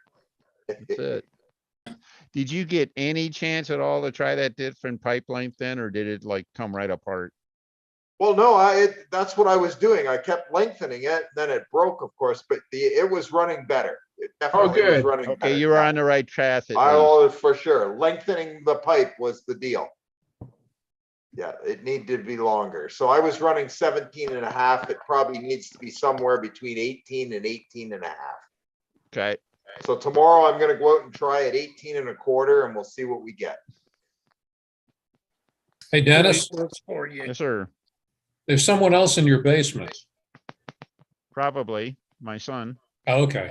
Just wanted you to know wave. that. Wave, Chris. Wave. No, yeah, that's it. Yeah, that's it. Okay, wait a minute. Okay, I'm back to myself here. Oh, that's All okay. right. And Mark Lumen has a show and tell too sometime this evening. So All righty.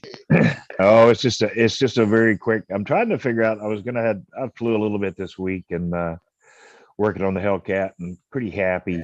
But good. now I'm on my phone. I can't figure out how to share it on my phone. But the show and tell was mainly just a quick thing for Charles.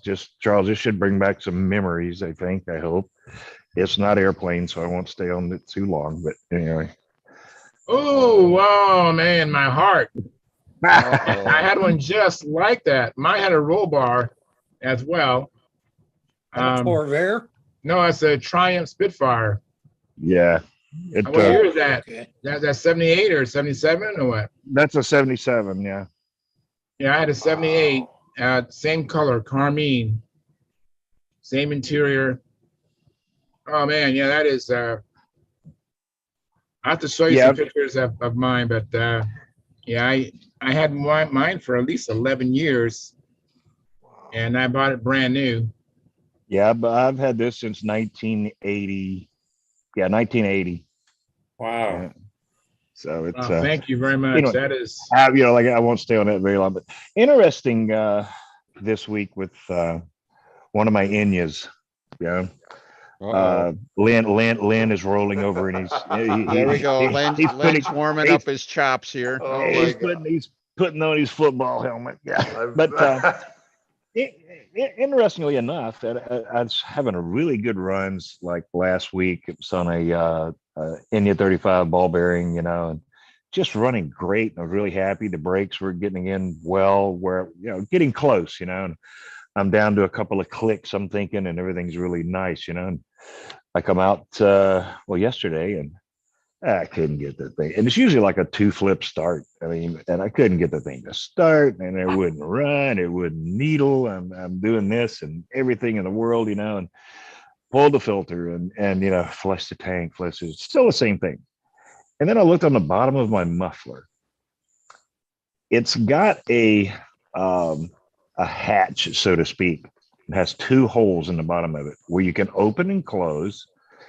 I'm assuming to relieve the back pressure for start. Well, I had moved this thing, when I was wiping it down, and lo and behold, I put it back where I thought it was, and it was perfect. Oh, great. So that particular engine. They're all a little different, of course. Yeah. That particular engine likes that much back pressure, I guess. Yeah. And, it was just an interesting find. So if there's anybody out there that has those same kind of mufflers, I don't know if it's, it's straight. I'm trying to get it straight in my head, but I'm sure it must have something to do with back pressure. Yeah. I think so too. That was a flipper that was supposed to let you, if you opened it up, you could prime the engine through the exhaust. Like okay. Without, and then you were supposed to close it back off. Yeah, it obviously was very open. Yeah. Do you use muffler pressure? No, I don't actually. Okay. Yeah. I was going to say that would have been a double whammy on your situation too. Yeah, and it kind of made me think on a couple of the other like the little Banshee I've got and stuff like that. I was running it without a muffler. Well, I started running it with a tongue muffler, and little beastie to start, but it ran well. And for whatever reason, I had the tongue muffler off, and I'm out here where there's no there's no issues with noise anyway, you know. But again, it didn't want to needle correctly and didn't want to, you know, I just couldn't quite get it set. Put the tongue muffler back on there. I drilled 2 more holes in it, yeah, and lo and behold, better runs. So I mean, I think I've learned, at least on those particular ones. Yeah, the others I'll use Lynn's statement is we'll cut them up for tip weight. But yeah. Some of them won't work. Oh yeah, yeah, for sure. But that's good. Yeah, and I started using a different fuel, the Red Hat fuel with the synthetic, and I castered it up quite a lot. It kind of made me think, Lynn, the other week or so, you were talking about your fuel tank, you know, and you had changed your fuel, and I thought about something there that I read, and again, this is not from vast experience on my end, but just some reading. Yeah, if you've ran like caster and really not a lot of synthetic, and then you run synthetic. Oh yeah, look out! That'll wreck your motor. That just, it takes the varnish and everything that's been built up. I guess I assume that's what they were talking about. Yeah. And turns the tank and the engine into gum, I guess. Yeah. Wow. This is real, and I can't remember where I read it, but you know, I'm really just happy as I can be with this, with the Hellcat. I was hoping to be able to share a couple of videos. Just finally, after, well, you know, you guys have known me for a year or so. You know, I'm still a new beginner flyer, and yeah.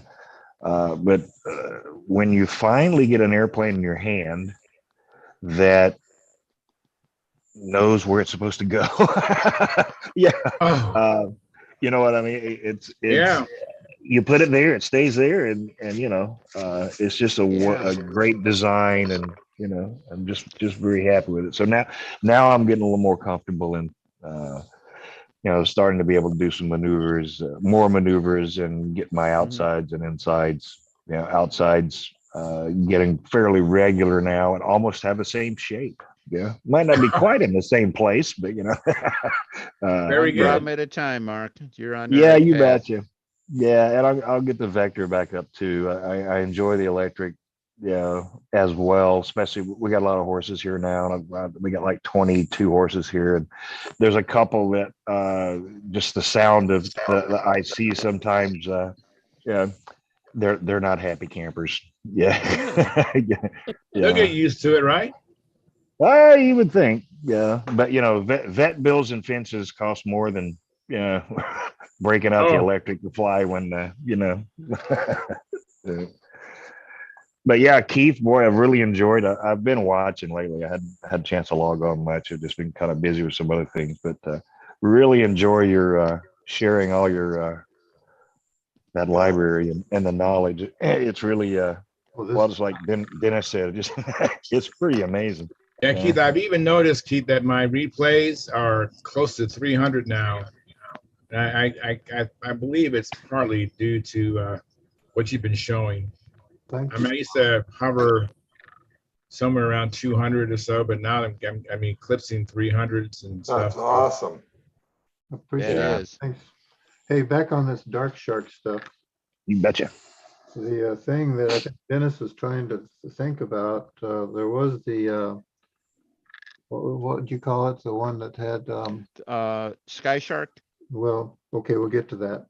The Fireball. The Fireball. Yeah, Fireball Okay. before the Dark Shark. Yeah. Yeah, and development from the Fireball was this thing called. Make it big here. This was the Dark Shark, the top one here. Mm. Oh, that's a neat looking plane. And then the sky, and Bob Whiteley and I were thinking about doing this for that half A multi-engine scale there in Tucson. So it'd be a small airplane with a 049 sitting in the front, and then we have a ducted fan driven like a Cox 020 in a little box here in the back. Wow. That was our twin engine thing, and we had never got beyond just the dream stage. And then there was the Dark Shark, which this isn't a good picture of it, but that was a big engine. That's the one I was thinking about. Yeah. Yeah. See the exhaust for the turbo? Yeah, I see it. You can't miss that. That's not a very good picture. There's some really good pictures I'll try to dig out next time of what this airplane looked like. It would make a pretty decent carrier ship. Because like most Navy carrier airplanes, it's got short coupled and big tail, so they can fly well. Interesting airplane. Very interesting. Thank But you. the same engine was used for this thing, Yeah. Yeah. Thunder Screech, an F-84H. Well, that was the loudest airplane ever built, I think. Yeah. They had to have special ear protection for the ground crew around this thing. And it's an interesting airplane, so I decided I had to build one for half-A scale, but it wasn't going to be multi-engine. And so here we've got. Wow. Oh, man. Oh my goodness, Keith. Oh. Did you do that tonight? This has been. He started at supper time. Yes. This has been sitting around for a couple years now. Wow. Wow, that is phenomenal. That is just great. Look at that stabilator up there. That is so cool. Tail sitting up there, and it's functional. It's not permanently attached right now, but it does work. Wow. And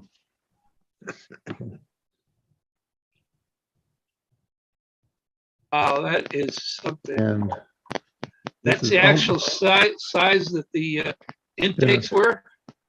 for the real airplane, yeah. Wow. And, I don't know if this shows up very well, but It that's does. about What the right engine are size. you going to put in there? Is it going to be a Norvell 061? Hey, Show this thing Real. beautiful work. there. Still a lot of work to be done on it. And it's going to be really nose heavy, probably totally impractical to try to fly, but might be one of these things that if you can get it rolling on the ground fast enough and whip it real hard, you might be able to get it in the air. Amazing. Hmm. Wow.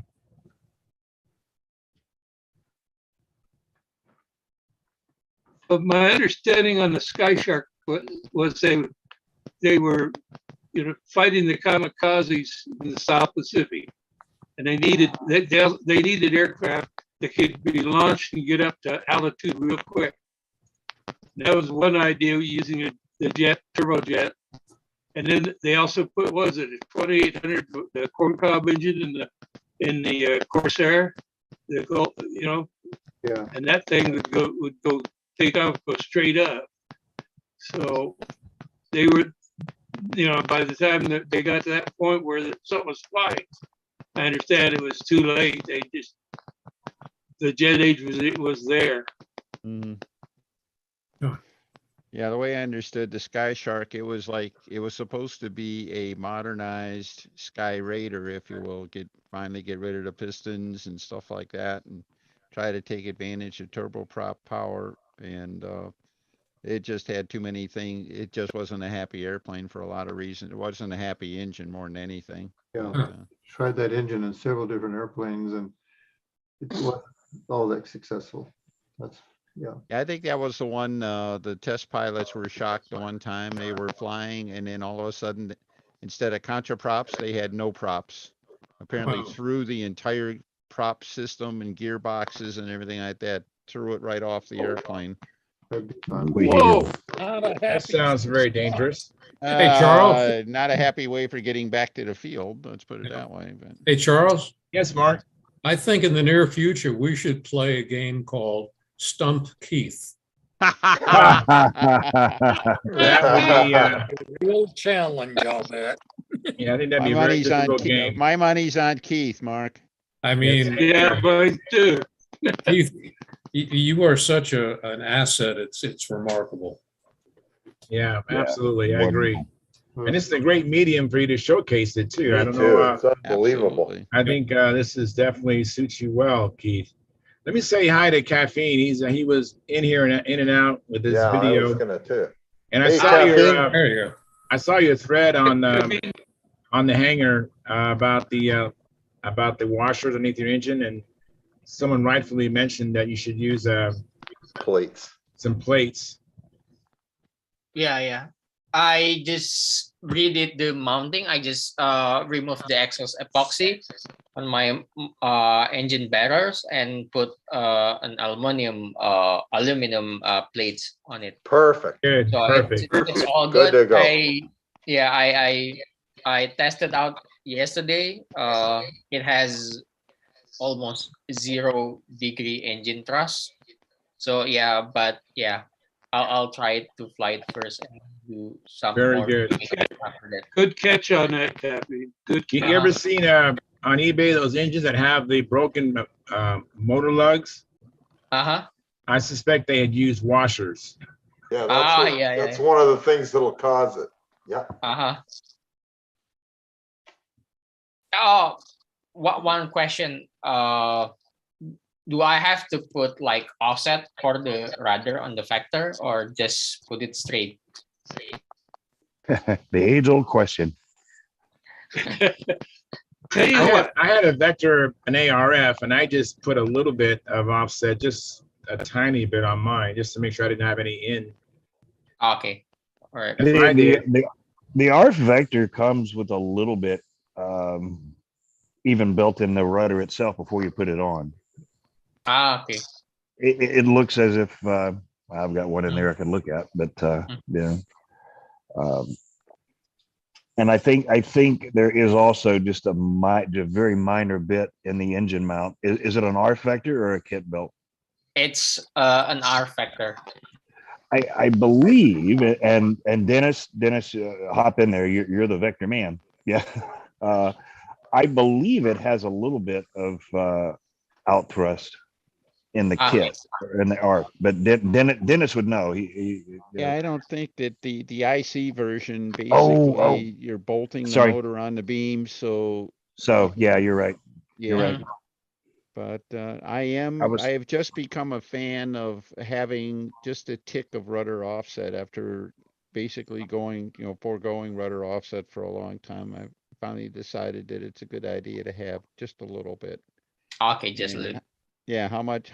I put 1/8 of an inch on my new airplane after I was flying it, and all it really did is the airplane had a tendency of kind of wobbling side to side a little bit. It's out of maneuvers, sometimes even in buffety air and stuff like that. And it was like the airplane was kind of snaking through the air. It couldn't find a stable position.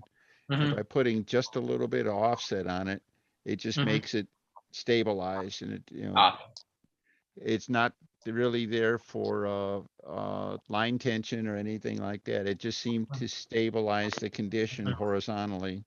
Okay. So I was told that by Brett Buck had fixed somebody's profile with that. He took, I think it was a glow plug card or something like that, almost nothing. And he put just a little bit of offset in the, just basically stuck it to the side of this guy's profile, and they were able to stabilize the path side to side. Yep. Not because it was really turning out, but more it was just coming back to a stable position. That's all. All right. Thanks, Dennis. I think one explanation sorry, Dennis. One explanation I had from a very respected gentleman, especially being a beginner flyer like myself and things like that. Until you're really proficient in trimming, a little bit of offset is not going to hurt you. Yeah, it's true.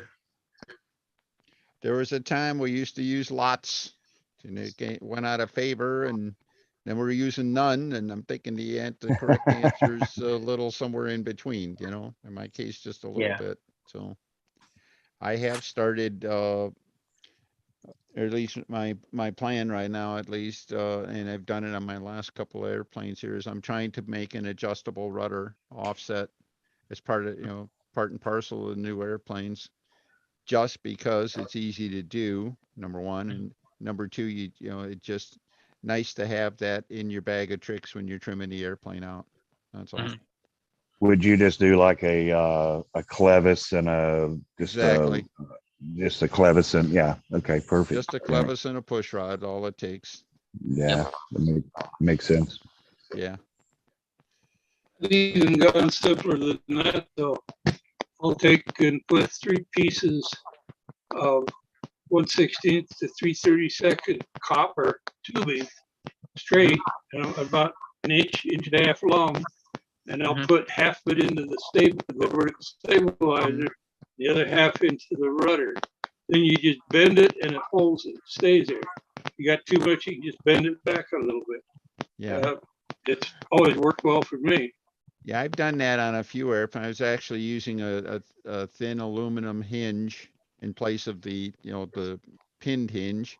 To basically use a real thin aluminum. And I found that I bumped the airplane and changed the offset. Yeah. And that same thing as happened to me when I did that, Dennis. I was always hitting it, getting it out of the truck or whatever. Yeah, exactly. Or, and it's like you flip it over and you look at it, it's like, what the heck where'd that come from, And then the doggone thing's bent, turned in and everything. What the heck, So yeah, I think in what John described, maybe it might work better than the aluminum hinge because it may be a little bit stiffer. But yeah, I've tried that with wingtip tabs also, or trim tabs on the wing. Same thing. It's like I was always bumping them, getting them in and out of the car, wiping the airplane off or something, and got away from that. Something more. You start all over again, don't you? That's about it. That's about it. So. I think the tubes are a little more less likely to get seriously bent or anything in that. Well, the consequences of having the wrong rudder offset, if it's too much or a little too little, it's not the same as like when you have a trim tab on the wing that's off, that's basically a wasted flight until you get the trim tab readjusted. But if the rudder offset is off a little bit, probably not going to lose any sleep over it. Well, the tubing's probably stiffer than using a sheet of metal, whatever you're using as a hinge. Yeah, I haven't tried the tubing. I can tell you who's responsible for teaching me that. Y'all could probably guess. His name is Gordon Delaney. Yeah. I've seen that feature on some plans. People talking about, showing putting a piece of copper tubing in there. Yeah, you don't want to use brass because it'll eventually kink and break. Mm. You're moving it around a lot. But the copper is more resistant to the heat cycle from bending it, so it won't break as easy. Just for clarification, John, I don't know if I missed it because I was doing other things, but I don't know what you're talking about with the tubing and the rudder. I missed something. Oh, okay. Maybe I'm not alone. What Maybe someone else. What it is, you're not using the hinge in the vertical stabilizer. You're using 3 to 4 copper tubing pins, and you cut them about an inch to an inch and a quarter long, and you space them out, put them halfway into the vertical stabilizer, and then you put the other. You got to drill them, of course, but then you slide the rudder on up nice and neat, and then you glue that in, a little hot stuff or your epoxy, and now you can kink the tubing a little as you adjust your rudder. If you get too much, you can bend it back, and so I think I drew that on the first original Pathfinder plans, and I've drawn it on some of those other sets of plans. That's probably where Dennis saw it, or there's other people, maybe, I'm sure that they're doing it as well. Okay. So that's what it is. And I have seen it in the drawings. I didn't know what I was looking at, but now I understand. Thank you. Yeah, I'm not sure where I've seen it either, but I know I've seen it on some model plans and stuff like that. So I think Alan Brickhouse showed that on the Legacy plan too. He had a little trim. Well, I drew the Legacy plans. Yeah, And that's why you're on there on the legacy plans. yeah, that's it. There we go. I'll bet I saw some of your other plans in the Brodak lineup or something like that that show that too. You're the Probably. culprit. I'm the one. You're the one. But somebody All else right. taught me, so you know it's not any original thinking on my part. Hey, I was hoping Mike Lonkey was going to come on tonight. So, as advertised here several weeks ago, Mm-hmm. see my new light bulb? Oh, you got Whoa, one of that's those? right. All we see is just a bright cloud. Man, you can't even tell that it's a light bulb. It's just a. Oh, you can't even see. Oh, all right. No, I mean I see it, but I mean I see the light, but you can't see what the source of that light is. You just see a. Okay. It's a lot of glare. It's such a good light. Yeah, it's all glare, isn't it? All right. Yeah, Yeah. that's pretty neat though. Oh well. Yeah. I mean, you could tell, and it doesn't heat your room up. The room stays relatively. Oh yeah, the LEDs. I had an LED up there before, but it was didn't put out as much light as this. The only knock on it, I guess, is that it's a very, very bright white. I guess they call it a cold light or something like that. It's not as friendly as some of the other well, the ratings on the LEDs, some are more friendly to humans than others. That this is like a good thing to use in like commercial buildings or something like that. Something where they would have used a fluorescent bulb or something like that in the past. But You need a soft white. that's it. Soft white. I think that was the way they trademarked them, and it was different. It's different wavelengths of white light that are friendlier or more natural to look at and stuff like that. So, but it is nice and bright. I put 2 in my garage, 1 in my workshop, and it looks really good there. And this is normally the kids' playroom when grandkids are over there, so their play spot, so it should work there. And I put one over there by Mama's sewing machine. So that's Very it. cool. And I have Very one cool. sitting in a box. I have no idea what to do with it. So, but as Mike said, I think there was a 4-pack off of Amazon, a 4-pack for $35 or something like that. I got a 6-pack, and I think it was like only something like $10 more. So, Wow. but if you're looking to upgrade your lighting quickly and easily, you might look into that off Amazon. Thank you very much. Appreciate that. Yeah. Hey guys, with that being said, I want to transition to the after party. It's straight up 9 o'clock, or if you're back in the East Coast, midnight. And I think we've had a really good show. Thank you very much. I liked all the show and tells, and thanks for coming in, Jerry. I think it's your first time coming in, right? It is, yeah. Thank you very much for coming. Hope you decide to come back. Yeah, thanks for having me. Oh, my pleasure. I love having new people come in, because they have, different perspectives and different questions or different observations, and just kind of adds to everything. And anyways, I'm going to transition to the after party. All that is I'm just going to end the live stream. Okay. But we will continue. Yeah, I think